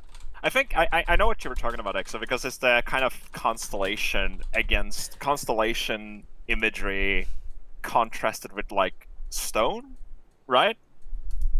That is very striking. maybe Nintendo actually got the idea from World of Warcraft. I don't know. I've not played World of Warcraft. Probably not, but I know what Exa is talking about. It's this very this particular style of building with constellations that is like reminiscent. Yeah, he's sending images to me of the. I sent him my image too of the Guardians. Oh, that one, yeah. Yeah. It's Yeah, like I this- redesigned yeah. the Guardians a little bit. I don't like them at all in Ooh. Breath of the Wild. I really don't like them at all in that game. Sometimes they're made of stone, and yeah. But I had this one image. I think I posted that last time, which is from the dungeon, and that's the last boss fight with. I don't remember the name of the boss. Lokir or something. Loken, What was it? Loken. Loken, maybe. Yeah, and his final room had this very. How do you say it? I don't know how to describe it. It has these multiple globes, like these celestial globes, floating around in the aesthetic. It's a very. It's- I guess I would say like if you had to narrow down a theme, it's like it's like celestial imagery, Like combined astrology with, like, worship. stonework. Yeah. There's a lot of stonework involved and awakening stones and other entities. I mean that back- makes sense. The stars represent the principles which animate everything. Yeah, Like symbolically that makes sense that stars would be used to represent animating something that's not alive. That's completely coherent with like ancient cultures. yeah. Yeah. No, I'm excited for the Guardians too. I think they're. I just think like the little concept art you did, like very striking imagery. And What it's about really the cool. concept art I sent you last night? Have you seen it yet? Yeah, I have seen it. It's great. I Like, don't know if I want to talk about that yet. I felt, Gameplay wise too. I fell asleep on the couch and I woke up again in the middle of the night and I saw that you sent me the concept art. Like I really need to go to sleep because if I'm gonna comment on this, it's gonna be a comment. So I was like, I'll do it later. Huh? What was the art? Like what? Without Oh. giving a specific name, it's something related to both Malice and the Guardians. It's Can tied. you send Here, me you know what? that? I'll post it. I'll post it in the Discord since no one on the Yeah. live stream can see it. Let me go to Deox's page, or let me copy I'm the sorry, link. guys. We get And Si- where to Discord side- go? Like, This is what Deox and I are talking about. I posted it in Discord. When did you make that? Yesterday. I was gonna say last night, but it was actually yesterday. Is that gonna be in? What is that gonna be? That is Are you- going to be something related to the Guardians and Malice. Oh, okay. Yeah. I finally found something to do with that character. Okay. like well, colors. Looks good. So looks great. Deox is like drooling. It's like this. I was- crazy. I have been struggling for like 3 years on what the hell to do with that character, and I think I finally have an idea of what to do with that character. I do feel a little bad for chat because they're like. They're kind of out of the this loop. image. I don't know. Yeah. I don't know. Should we go ahead I'm and just go sorry. full blown spoilers? Nah, Maybe- dips are on us. Yeah, I think we should leave it be for a while. All right. A while. A little bit. So I'm sorry, chat. We'll talk about Uh, this otherwise- particular thing another time. But People are going to complain if you talk about it now and you're going to complain. and then we change it in like a year. I mean, it's still up in the air. We were just brainstorming. Though it was good brainstorming. Yeah. It's really good brainstorming. There's a particular character that doesn't really become involved in Nephi canon for a pretty long time, and I've had a really hard time figuring out what to do with the character because I don't I don't really like the source material for the character that much, which forced me to be really creative, I guess. The funny thing is that we did talk about, like, sure, it's creative, but it's still reminiscent of the arc that was portrayed. It's just improved in a better, you know, Yeah. like it's reminiscent of, it's the same arc, it's just told better. Yeah. Basically, yeah, the character doesn't represent what people think the character should represent, and that causes tragedy for both the character and everyone involved.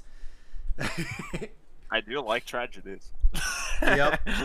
Me too. Well, tragedies, like, the purpose of a tragedy is to teach you a lesson to try and avoid the tragedy yourself. Like, they have a, and you know, they also provide catharsis too. Well, they can provide catharsis, obviously. There's some that don't, but like, I feel like there's a I don't know, I feel like I mean, I don't think every single story should be a tragedy, but like in Greek culture, they were one of the three, like they were considered like one of the three most important types of plays. Like, you have your historical play, you have your dramatic play, and then you have you have your historical one, you have your comedy, and then you have your tragedy. Those were like the three basis for all things in like the Greek theater. Like, tragedies were considered essential. I wouldn't say that tragedies have kind of like faded from modern culture. I feel like, I don't know. I would say they have diminished. Kind of.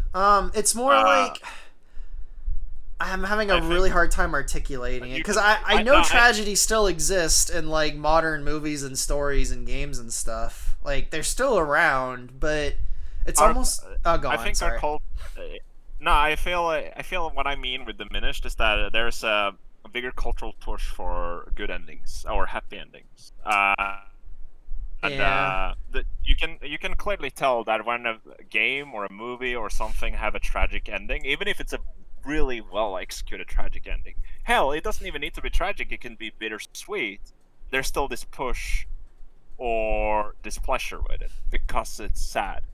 Yeah. Rather than and you could argue that's always existed, but it kind of, tragedies were respected in the past because, as you said, they are meant to teach lessons, and they're also memorable by nature because they make you feel something. Yeah, I still remember the Mist movie because it ends in like a really horrific, tragic way. I don't remember anything else from that movie except the ending. I don't know if have you seen the Mist movie, the new one? Yeah. The funny thing is, Stephen King actually really liked the ending. Yeah, he said it was better than the one in his book. Yeah. Yeah, I think that's a pretty brutal ending. Like, oh yeah.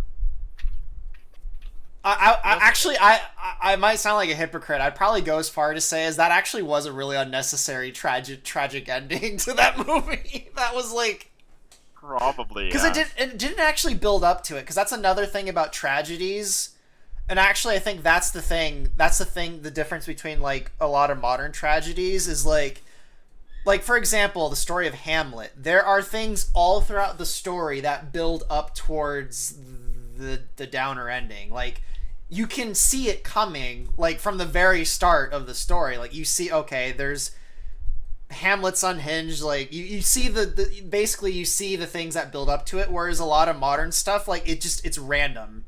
It's like, oh, there's just this random, horrific thing where everyone dies. Not necessarily everyone dies. It's almost like nothing builds up to the tragedy. Yeah. That might be, I don't know, that might be connected to people like not liking downer, like a tragic ending to a story. I don't know. Like, I like tragedies, but I've always been more fond of bittersweet endings because I feel like they're more representative of reality a lot of times. Because usually they're like, there's always some tragedy, but there's also something good, and I think that bittersweet endings are generally better. Yeah.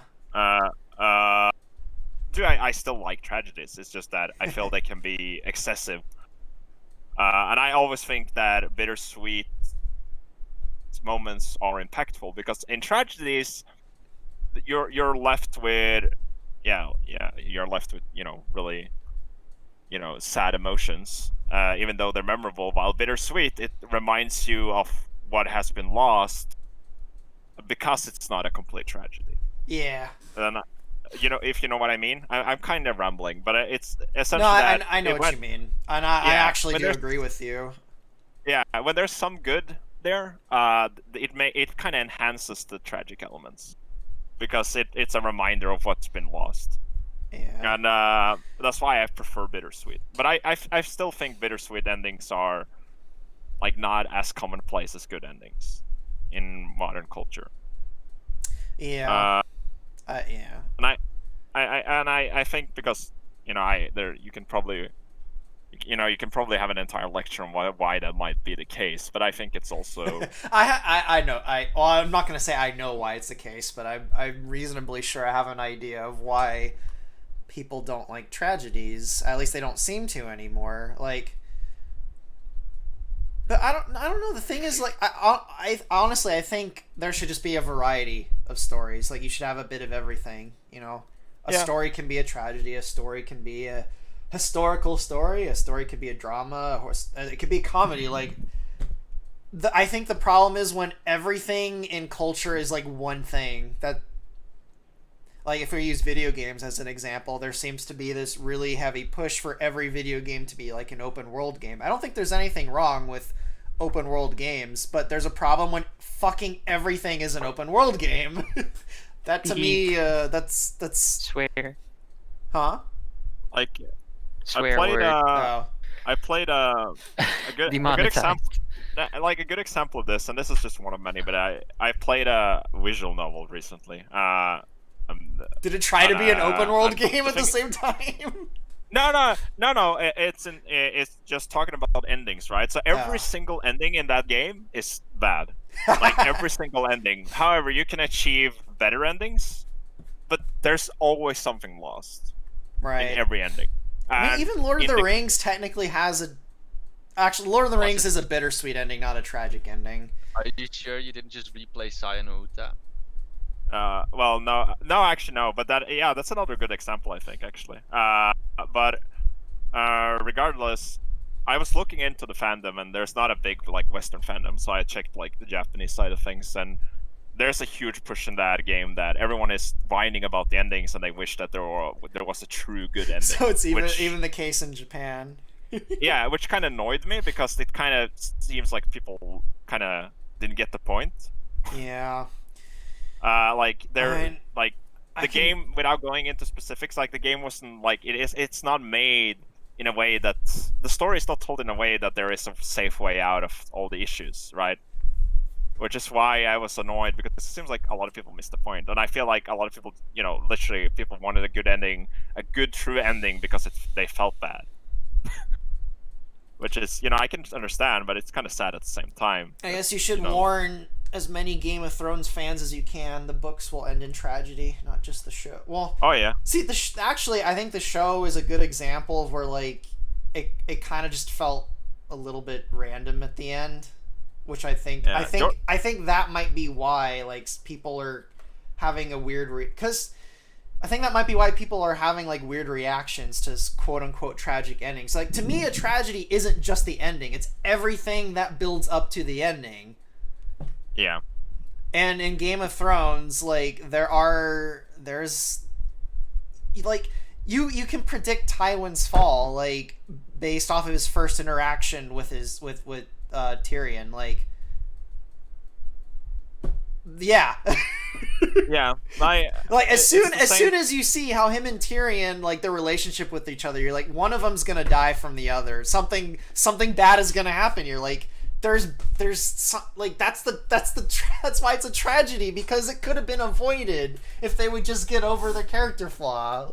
Like, that's different than like a story going in one way and then at the very end, like, a boulder falls out of the sky and kills someone. Like, that's not a tragedy. That's a random accident of nature almost. Yeah, I as someone pointed out in chat, I know there's currently tragic going on. But I'm not talking about like in the recent years. I'm talking about like the recent 2 decades. I feel like art in general. I also just have to Has point moved out away that tragic. tragedies have been a huge thing throughout all of human history, and there have been insane disasters, like all throughout history on a scale like World War II, like the Black Death. Like humans have gone through some pretty insane, large scale like disasters that don't even come close to what's going on now, and like tragedies were always important to them. And I'm not saying like every story should be a tragedy. I'm just saying it was like people had everything. They had comedies too. Yeah. Actually, comedies have kind of vanished except for like some cartoons. Like the only big comedy movie I can think of that's come out in the last 10 years was that Jumanji movie. Like it's like everything now is like just action movies or the occasional like I don't know. I don't even remember what the topic was. Yeah, but upcoming, what we discussed, that is kind of tragic. I wouldn't. I depending on where we take it, it could be a complete tragedy. How I think a bittersweet ending for that character's arc would be better. Actually, a pretty decent movie I saw recently that had a tragic ending was as far as I know, the film was actually well received. Was The Quiet Place. I don't know if you've seen that movie. Let me look. I wouldn't say it's like a great movie, but it's basically a tragedy. There's character flaws that lead to a tragic ending in that movie. Oh yeah, I've seen that. Yeah. Yeah, it's not like LOL he dies at the end. It's like flaws in his character lead to well the thing is it's actually a positive trait of his character that leads to his demise. Yeah. Interesting. But I don't know, I thought that was a decent tragedy. It's more tragic, I guess, for the people who don't die actually. Yeah. That's something that but going back to the original, like what we talked about, is that that like conversation sent me down a spiral of figuring out the timeline, really, of events, like just dates. That conversation also threw into question what the hell I'm gonna do with Saria too. Yes. Rework her. What? Rework her. Redesign her. No, well, yeah, Again. I've already redesigned her like 50 times. She's had more tweaks to her design than any other character in Hyrule Conquest. I think in second place is probably Tetra. I don't know if people will notice, but like if you look through all of the cinematics with Tetra in it, there's really, really subtle changes to her model like every few missions. Yep. I just tweaked her model bit by bit. I'm like, it's so small people won't notice it. Now I have to like redo all the cinematics so it's consistent. Make Saria a villain. No, actually, well, not really villain, but Deox and I think we had an interesting idea for Saria's fate that I still need to think on some more. That I think actually makes a lot of sense. But I need to figure out what the hell's going on with Volga now. Did you see the conversation we all had about Langbeck and Rudo? Yeah, I saw that. What's your opinion on that? I mean, I meant that as a joke, and then I was thinking about it, and I'm like, you know what? I can see that storyline. I mean, sure. I don't really... yeah. So I like how someone pointed out the weird parallel between Han Solo and Princess Leia. That was funny. I just completely threw that out like as a joke, like a random joke, like Rudo Linebeck, their adventure, and then everyone was like going on. I'm like, wait, that might actually be something to think about. Yeah, I'm just gonna say sure. Sure. All right. Well, I'll think about that. What weird esoteric stuff should we talk about? Ooh.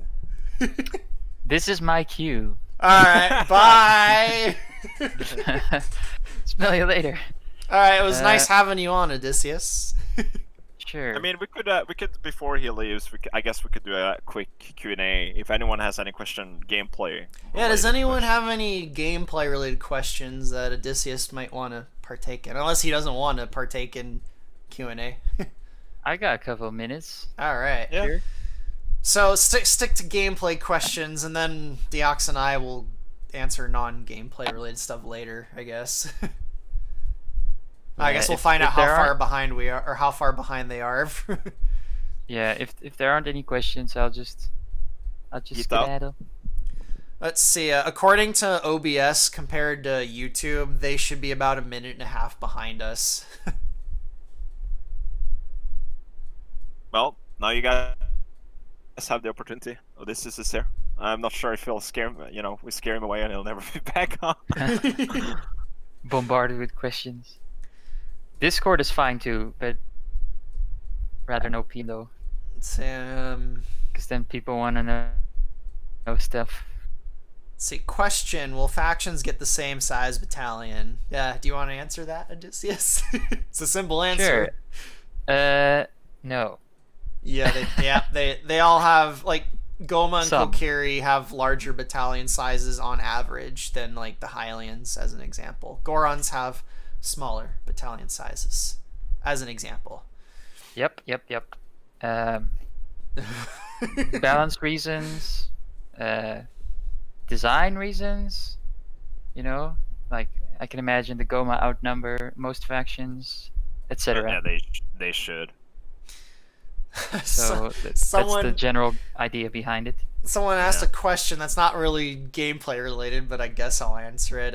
Captain Hekia asked, will I reconsider adding voice acting now that Breath of the Wild was the first official game to have it? Oh. Deox is like, oh no. Alright, well, I'll try to answer that question in a reasonable manner. For one, if I did have voice acting in my game, in Nephi canon, they're not actually speaking English. They're all technically speaking their own languages. So I would be horribly autistic, and I would have voice actors speaking in their appropriate languages, and it wouldn't be in English. Second off, I think they did an absolutely terrible job with the voice actors they got for Breath of the Wild, so it made me kind of hate the idea. So I guess the answer is kind of no, but I mean, there's another big I've seen people. You've seen bring people this what? question. I understand why. I've seen people bring up this question before, and I obviously completely understand why. But I think a lot of people forget that tremendous amount of work and logistics involved in having voice acting. Yeah. And, like any well, there's project, also the problem not of just in the game, just like any.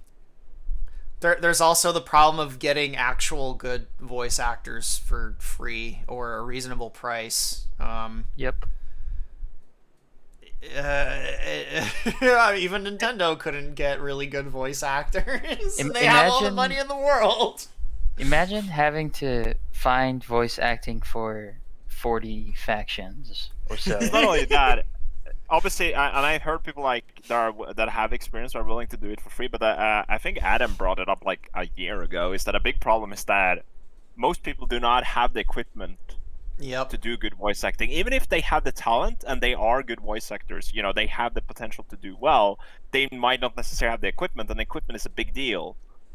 And it's expensive, and this is why voice actors are pretty expensive. Even like amateur ones that don't have that much like experience in the industry, even they charge quite a bit because they need a lot of equipment. Yep. I see. I'm gonna have a rough time with my Star Fox game finding a lot of voice actors for that one, because that one I am gonna have voice acting in. Crazy. But I guess that was a long way of saying we probably won't have voice actors.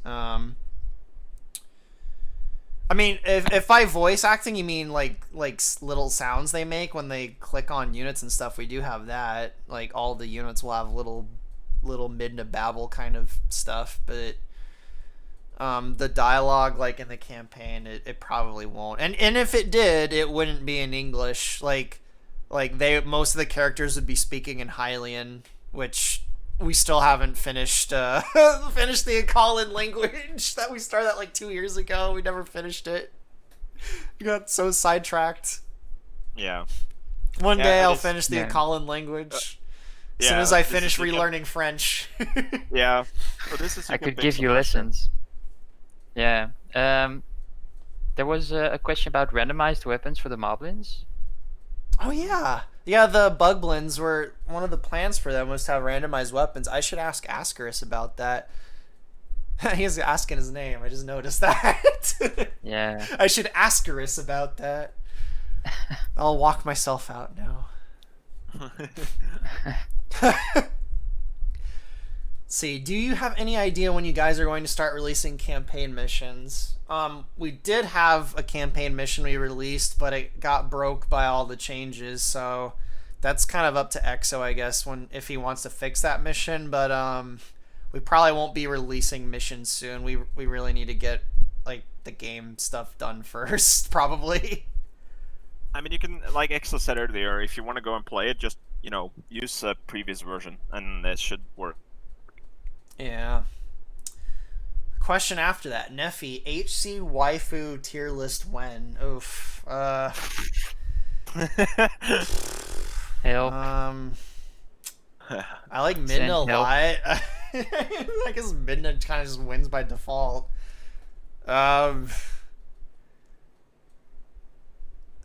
Just Midna. I guess Yeah, that's it. The end. The end. The Just Midna is cool. Fish people. I guess I kind of like Saria and Hyrule Conquest a bit, although she's like kind of traumatized, so that probably wouldn't be fun to deal with. I guess moving on to the next question. Does the Colosseum still upgrade the dark nuts that garrison in them? I actually think the Colosseum is broken at the moment. I probably should disable that building until I get it working. When is Mido becoming a good guy? He's not a good guy. Codeman. Oh yeah, it's of course. I think Codeman's like Mido's only fan. I think there's quite a few people that like Mido, honestly. I'm surprised. He does quite a few dastardly things. I think I think the reason is like, even though he's an ass, like he is the sort of character that could potentially have a very good redemption. You know what I mean? I think that's why. Yeah. Like yeah. he definitely has that kind of vibe, and I think that's what's, because I know people like redemption stories. To me, it would be more. To me, it's more like Smeagol, where he like accidentally saves the world. He's more like a Smeagol character to me. Which the thing is, like, I like Smeagol in the context of the whole story, but I hate Smeagol like as an individual. Yeah. Which I think that's probably in the intent, because Smeagol's like a reprehensible, like, just, he's basically a drug addict with almost nothing redemptive about him. And then he accidentally saves the world by slipping and falling. Yeah. Yeah. To be fair, that wasn't even Smeagol, that was Iriel Lubitar. Yeah. Yeah. Tom Bombadillo. And so well, I guess he was at the right place at the right time, so Yep. But yeah, more gameplay. Yeah, a bit gameplay questions. I'm not really Yeah, I'll saying. take like one or two if there are any, and then I'll And then I'll leave you guys Odysseus will to head it. out, and then Exo's probably already taking his nap as usual. Yeah, he's No, I'm already. not. Oh, no, he's still Oh, there. oh. There was one time he did fall asleep during one of the live streams. It was hilarious. Make that a few Yeah. times. One time where we noticed it. because he was like snoring. Alright, well, I don't know. I'm not seeing any more gameplay questions coming through, so I guess if you want to head out and get sleep, because I know it's super late in your time, True. then yeah, it was nice having you on. Next time we do a gameplay related my stream, pleasure. you're more than welcome to. So someone asked you a question you might want to answer. It's not gameplay related, but you might want to answer it because it was addressed to you. I mean, it's like is it the first one I played? I think so. Which one? He's asking you me about typed it. favorite Zelda video game. Do you mean that question? Yeah, that question. Yeah. Good choice. That's probably my favorite one too. I just like the aesthetic too, you know? Yeah, Aesthetic to this is day, it pretty still has the best aesthetics. Oddly, I would argue Hyrule Warriors, funnily enough, has some of the best aesthetics, but I really consider Hyrule Warriors just an extension of the visual style of Twilight Princess, really. Yeah. Yeah, I don't know. Never been. I hate a massive Hyrule fan of Warriors, the- but visually, sadly, Hyrule Warriors is the best looking Zelda game ever made. it sadly kind of is. I hate that game, but it looks better than like every other Zelda game made. It's really funny, actually. But all right, well, I guess night to you then, Odysseus. Yeah. You guys have a nice, pleasant chat. Don't We go- will. But too far off the bend if you can help it. Night. Good night. See you later. Good night. Au revoir. Alrighty, well, I guess, should we just do a Q&A, or was there any other lore or other things you wanted to talk about, Deox? Because now is the opportunity. Now is the opportunity indeed. I have 2.5 hours. Oh no, I have about hour and 45 minutes. I don't know if we'll go on that long. I'm just saying I have about an hour and 45 minutes before I have to leave. No, I think it's not necessarily. It's not something we need. We couldn't. Sorry, my brain. Your brain. My brain. Yeah, I guess there's nothing really to discuss on the stream. I guess. Yeah, I know there's a lot we could discuss off stream unless we just want to do spoilers on stream. Yeah, I was gonna say that we should continue the brainstorming session at some point when we have time, because we really got going there. So yeah, and it was completely random too how it started. Like I did not even like intend to have like a conversation with you that day, and we ended up just like, whoa, this is a good idea. That's how it usually goes. Yeah, it is how it usually goes. It's like but that's one thing, and I think at one point would be fun is to go through the factions for heroes. That would be kind of nice, I think. Yeah, I mean, Odysseus and I have kind of done that a little bit, but I think you're talking about just like every faction, like going through. Yeah, just like characters, the story, the hell that they're doing, stuff like that would be nice. Oh yeah. Okay. You mean in the context of the story, not the gameplay. Yeah. It's like who is this current guy? What's his deal? Someone's bringing up or asking like, where the hell are those crystal clouds?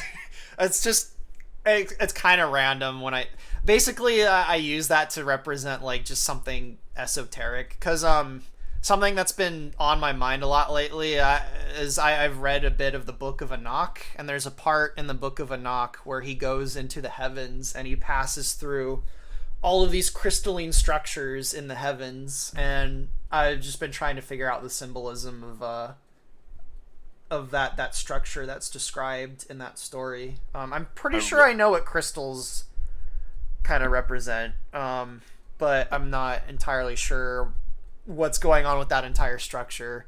It's pretty amazing. Materially speaking, it's a really good DMT trip. Yeah. No, because in ancient cosmology, like you have heaven and earth, and things that are heavenly are more transparent and more translucent, and they're not as solid.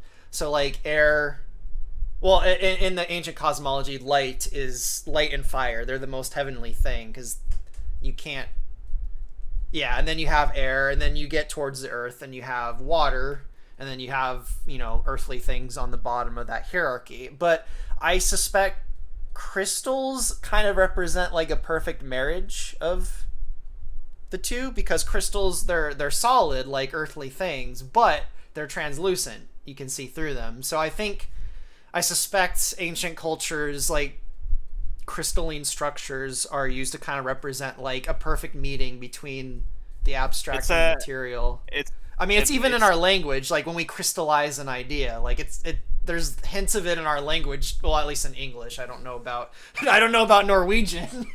No, I mean, I always interpret it as a sort of materialization of something abstract. Yeah. You can kind of tell the role of crystals in not just in language, but practical use as well. Like, there is a lot of meaning. Just learning the language of crystals and minerals is a huge can of worms. It's kind of awesome. I didn't do that with crystals, but I did it with flowers recently, and I've been kind of like drenched in flower symbolism. I just wanted to look up the meaning for like a flower I saw somewhere, and I was like, it went on like a 5-hour dive through flower symbolism. It's kind of awesome, actually.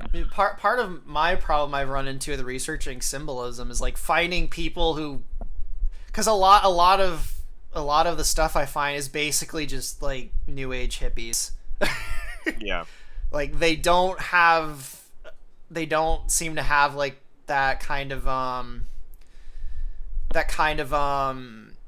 what's the phrase I'm looking for? Like they don't seem to be aware of like the cosmic structure of the universe that like older cultures have. Basically they're like materialists who are desperately trying to abandon materialism, but they don't have a guide, and I think you know what I'm trying to say. Yeah. Basically like new age hippies.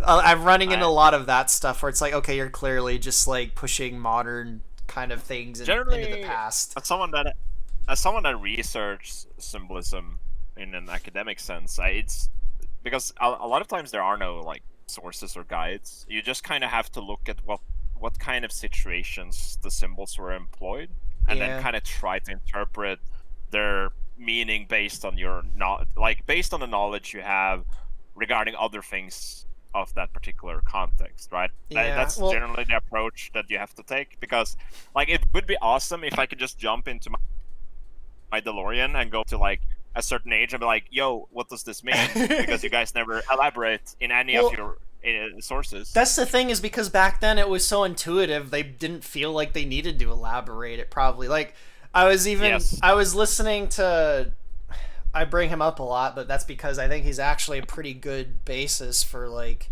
symbolism. But someone was asking Peugeot, like, how do I teach my children like all the symbolic stuff? How do I raise them with that? And he's like, don't, like, this is only for people who've forgotten it. It's intuitive. He's basically pointing out like every ancient culture, this stuff was intuitive because like they just took it for granted, which is probably why there's not like a lot of. It's because the default mode of humans perceiving the world is basically through symbolism. It's like it's the default mode. The whole scientific method that's built onto like human consciousness, like after the fact. That's actually an alien way of thinking. A good example of that is something I'm familiar with. How the sword, just to like get a good example, of how something can lack like context for us, and take the sword, right? The sword has a lot of symbolism tied to it. But one specifically is like as a phallus symbol, but you will never find explicitly someone stating in a source, yeah, this sword is a dick, right? You will never find that, because to the people that used the object as a symbol for that specific thing, to them it was, like you said, intuitive. It was just intuitive. Yeah, they would. So that's why you will never find like someone talking, yeah, that's what this means, because it was so inherent to their culture that there was no need to explain. Therefore, how do you find out what to do, or how it was, how was it employed? Yeah, you just look at the situations. But that's the tricky part about it, right? You could be wrong. Yeah, well, yeah, because symbols, like, they all are context, like, specific. Like, as the crystal example, a crystal being burned is different than, like, a crystal, like, floating in the air. Like, Yeah. I mean, there's probably still a connection in terms of, like, what they mean, but there is, like, or the snake is a great example. Like, the snake has a kind of general meaning, but depending on the situation and where the snake is, what the snake is doing, like, the key seems to be, like, the meaning of a symbol is just, like, its relationship to a human in the situation. Yep. Like, that, I'm making it sound overcomplicated. It's actually not that complicated. Like, so actually, a great example is like salt water. Salt water is death, and it's not like an arbitrary thing. If you drink enough salt water, you're gonna die.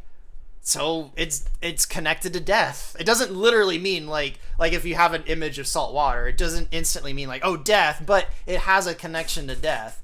But you can combine salt water with other things. Like if you put a fish in the salt water, there's more going on there than just death. Like, what does the fish have in relationship to humans? Like, yeah, I think a good analogy for it is like, let's say that you see a car and you want to use the car as like a gateway to interpret the owner of the car, but you know nothing about cars. Yeah. But if you understand a bit of how the car is made, what is considered a good car, and then you can get a better picture of the person that owns it, right? That's kind of how you get your way through symbolism as well. It's like okay, before you can start talking about the symbolism behind swords, you kind of need to understand what a sword is. Yeah. Like, if you've never ever, I don't know if this is even possible because of the way humans have existed on Earth, but like if you've never seen a snake before, like if you have no idea what a snake is, you've never seen anything remotely like it, which I do think is impossible, but for the sake of hypotheticals, let's just say you've never seen a snake, like that those symbols won't mean anything to you at all. Which is why I suspect like the Gorons would have a very different symbolic interpretation of the world than like the Hylians, because there's so many things Gorons like don't even have to perceive that the Hylians do, and vice versa. Yeah. But yeah, we went on a... Yeah, we do. I knew we would when we finally got to esoteric stuff. I knew we would. Especially now, I'm kind of I have had a lack of sleep all week, and then esotericism just kind of fries my brain, and I go off into esoteric land with like gibberish, like half broken English, because my brain can't process all the all the thoughts in my head.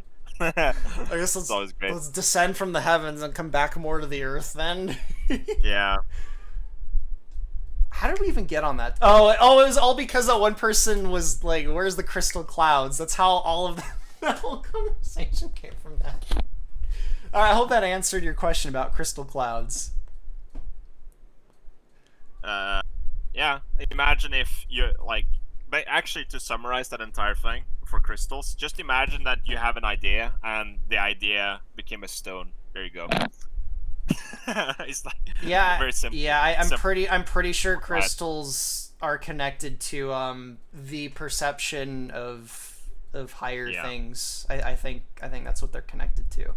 I want to like find that source that confirms it, or like a person who's like, yeah, this is it. But I haven't bumped into that yet. I haven't found a source, and I started thinking about that because I was reading through the Book of Enoch, and oddly enough, I read through Empire of the Ants recently, not the H.G. Wells Empire of the Ants, the Bernard Werber one, and he quotes very specifically that part in the Book of Enoch with the crystalline structure. And I'm like, that seems fucking random in this book about like ants.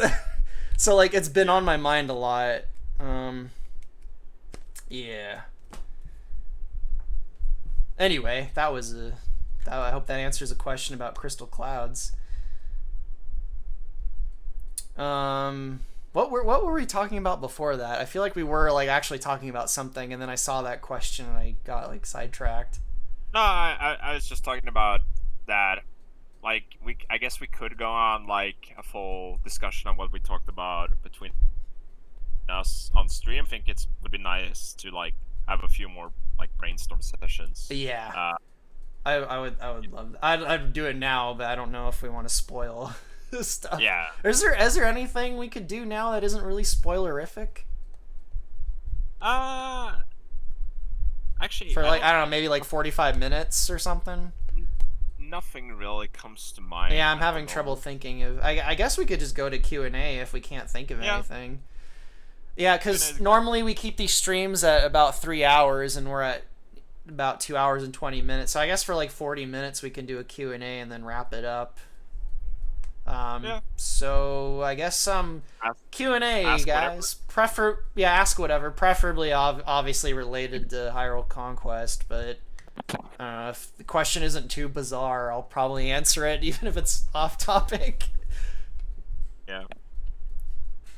Actually, before questions pop up, I think Codeman asked a good question. What question did he ask? I probably missed it. Why was Mido made chief of the Kokiri? That is a good question. Well, because he has that kind of masculine aggression, I guess. Yeah. But I would say that it's not very refined because he's a freaking kid, which is the flaw of the Deku Tree's thinking. Yeah. And then Murora kind of has that kind of masculine aspect to her too, which is probably why he was replaced with. So basically, yeah, this little girl is more of a man than you, Mido. How embarrassing for him. I don't know. I think Murora's kind of cool. It's too bad she dies so fast. I guess. It's not necessarily that was the intent, but there's also the thing that Mido has like ambitions, right? Yeah, he's ambitious. Ambition is a big part of leadership. That's the funny thing with Mido. He's the most, like, he's super childish, but at the same time, he's also the most adult, or one of the more adult Kokiri in a way, if you know what I mean, because desire and ambitions are tied to adulthood quite a bit. Yeah, I mean, if we get into symbolism, yeah, basically it's not just him though. The problem with the Kokiri is they don't, and it goes in with the theme I have in general is just like there's something wrong with the parents. Like there's a failure in my work, and it wasn't really intentional at first. I just think it's just something that's kind of crept into it, and I kind of went with it. There's like this repeating theme of like the previous generation just failing to properly pass on the things the following generation needs, and then disaster happens because of that. No, it's not even like necessarily like they intentionally are like, no, I'm not gonna teach you like the survival. It's just like, I mean, in some cases it's intentional, I guess, but like I think the Deku Tree was just he was just super arrogant probably, and he thought he could just keep these children like secluded forever, which you can't.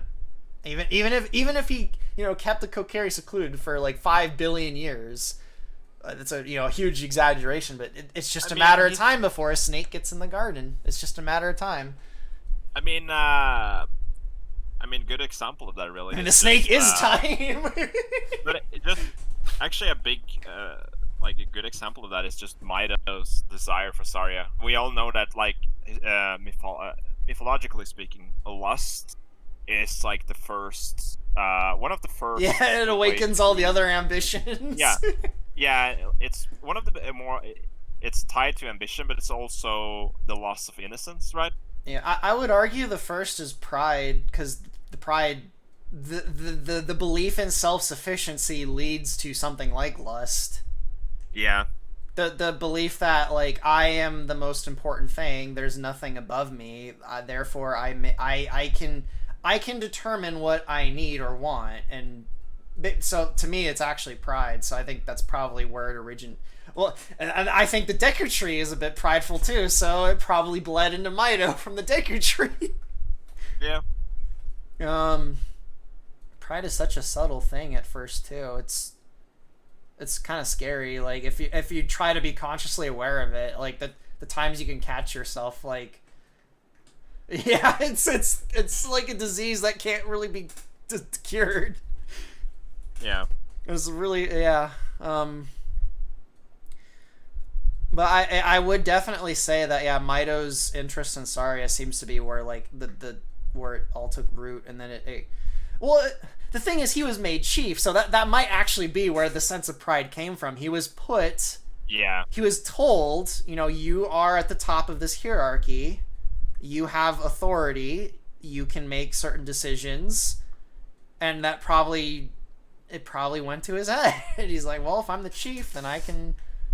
You know, then I can make all these decisions. I'm fit to do this, and he's not fit to make certain decisions. He's not, because he's technically not at the top of the hierarchy. The Deku Tree is in that case. He's basically like a little Satan. It's just that it seems like lust is like it's such a reoccurring way to show like the loss of innocence of childhood. Well, I think it's because reoccurring. Unless you have like some weird biological condition, your biology is going to kick in eventually. Usually it's the first thing that kicks in that leads to the loss of innocence. It's like it's one of the first markers of okay, you're leaving your childhood behind. You're going to be an adult soon. So yeah, I can definitely see why lust is so connected to the loss of innocence in childhood, I guess. Because it coincides with the actual material biological loss of childhood. Yeah. But it makes sense though, like that it would happen eventually, that, you know, Kazuto in his great arrogance thought that he could halt like that natural progression by micromanaging everything, but that's not how it works, right? It's ironic because he's so connected to the natural world. Yeah. But, you know, he's a tree. Trees have their connection with ordering principles, so makes sense he'd want to micromanage the Kokiri. I mean, the Kokiri forest is, even in Ocarina of Time, a clear kind of like expression of the garden. Yep. Like in its purest form. Yeah. Like it's actually really on the nose if you know what you're looking for. Like just the fact that the Kokiri are children, like just kind of enhances that. So it makes sense. Same like, thing even as though the Shire in Lord of the Rings. Yeah, that's another like garden. It's if you want to go to the Western canon, it's the Garden of Eden. It's the loss of innocence. And symbolically, the garden is just, you know, something that it's an expression of when humans finally started to settle down and build permanent residence. Yeah, like they had a permanent residence somewhere. Yes. That's pretty much what it is, which is why you find the tree imagery in all agricultural societies. The interesting thing about the garden, though, is the garden is basically the synthesis of the natural world and the artificiality of human like work. It's like the perfect combination of the two. Like, because a garden, nature is allowed to be itself to a degree, but there's still artificial correction in a garden. Yeah. And to me, that's an indicator that a world like a garden is probably the most healthiest environment for human flourishing. Something like a garden where like you have the chaotic element of nature and you let it do its thing, but at the same time you correct it when it goes too far, but you don't turn the world into a freaking mechanical nightmare. You don't destroy nature. Like, it's almost like it's like a marriage between the two. Yeah. So that's what I find interesting about all the garden imagery is it's not raw nature. It's not humans like wanting to be animals. It's like it's a synthesis of like human of like human artificiality and I the think natural world. It's very I interesting. think that's why it's so interesting to look at like the cosmology of cultures that do not have that same tradition of agricultural settlement, Yeah, like nomads. I'm guessing. Like Correct me if I'm wrong, but I would guess because my because you were saying the garden is the loss of innocence or whatever, like. But Yeah. my line of thinking would be like, okay, why is it a garden? Why is it just not like a forest? Because animals are innocents in a way. Correct me if I'm wrong. I suspect cultures that never became agricultural, they're kind of, they probably have a more like a more animal kind of thing they retreat back to. Am I right? Or yeah. So it wouldn't really yeah, be garden. I would It'd be say so. more. Like, It'd be it's more like just wilderness. like nomads. Yeah, like nomads. There's this misconception that nomads have a very kind of chaotic sense of world, like a chaotic sense of the world, and that's not necessarily true because humans are inherently tied to order. That's something we always seek. Even nomads seek to dominate their environment, but I would say that there's less of it than agricultural societies, right? Yeah. There's a different degree, but there's still an aspect of it because I think that's just inherently human. Like we seek to control our environment. If we don't, we'll die. Yeah, it's just that in traditionally agricultural societies have seen as not necessarily just as a desire to control, but more of an actual sheer form of domination.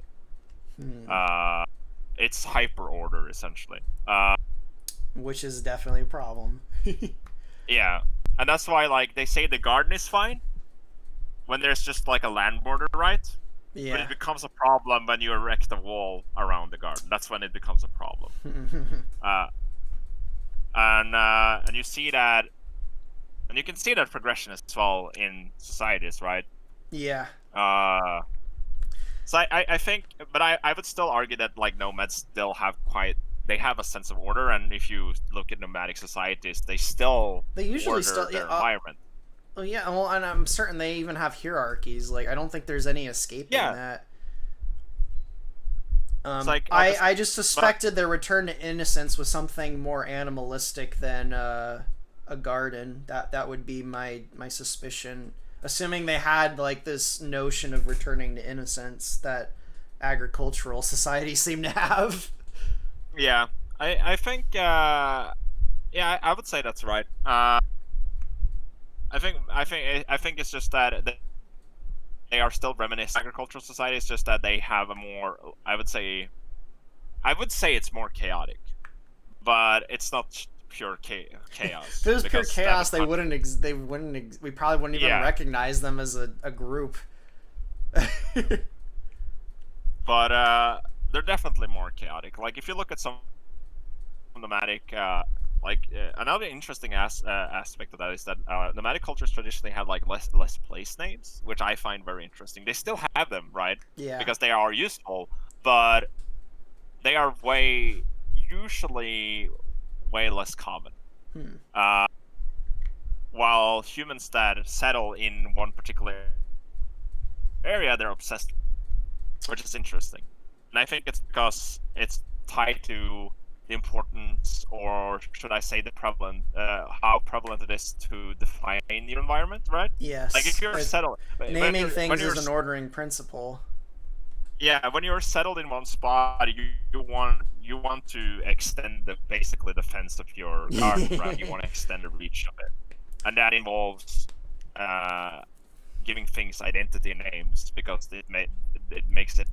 Like, you make sense of it. It's not just a hill, it's a hill with a specific name and history tied to it. The interesting thing about the wall around the garden, at least in the Western canon, is they don't recognize a wall around the garden until they've left it. That, to me, is pretty interesting. It's a wall of thorns. It's a completely natural wall. So, that I don't know. I thought that was... at least in that version of the garden. I'm not 100% familiar with other versions of that story in other cultures. I'm most familiar with the Western canon because it's been around me my whole life, and The thing is, again, speaking of nomadic cultures, I'm talking about like more patterns in settlement. But the thing is, humans want to settle down in one spot. Nomads that find land that allows them to stay there longer, they obviously gonna stay there longer.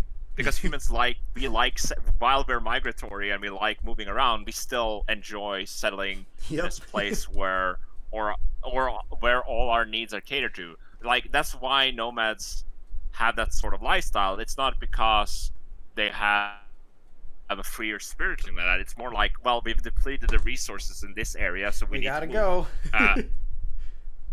But let's say hypothetically, a nomadic society found a spot that had infinite resources. They most likely wouldn't ever move, and they would again mold it. Like they would probably transform into something more akin to an agricultural society. And eventually it'd probably become something of a nightmare. If you had infinite resources, I see a nightmare incoming. Oh yeah, it wouldn't be good at all. But brass towers out the wazoo. Again, this is why, like, fundamentally, nomadic and agricultural societies are rather similar in that aspect, because at the end of the day, we're still talking about humans, and humans are going to act in certain ways. Yes. Like most migrations, human migrations, are tied to resources.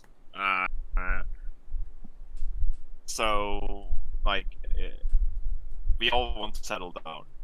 And moving around is fine, but it's important to talk about why are you moving around, and it's mostly because the land is depleted. It's probably out of necessity. Yeah. Like the freaking moblins, they don't necessarily have the intelligence to maintain a stable region for very long. Yeah. Although I'd argue that's because of their guiding principle.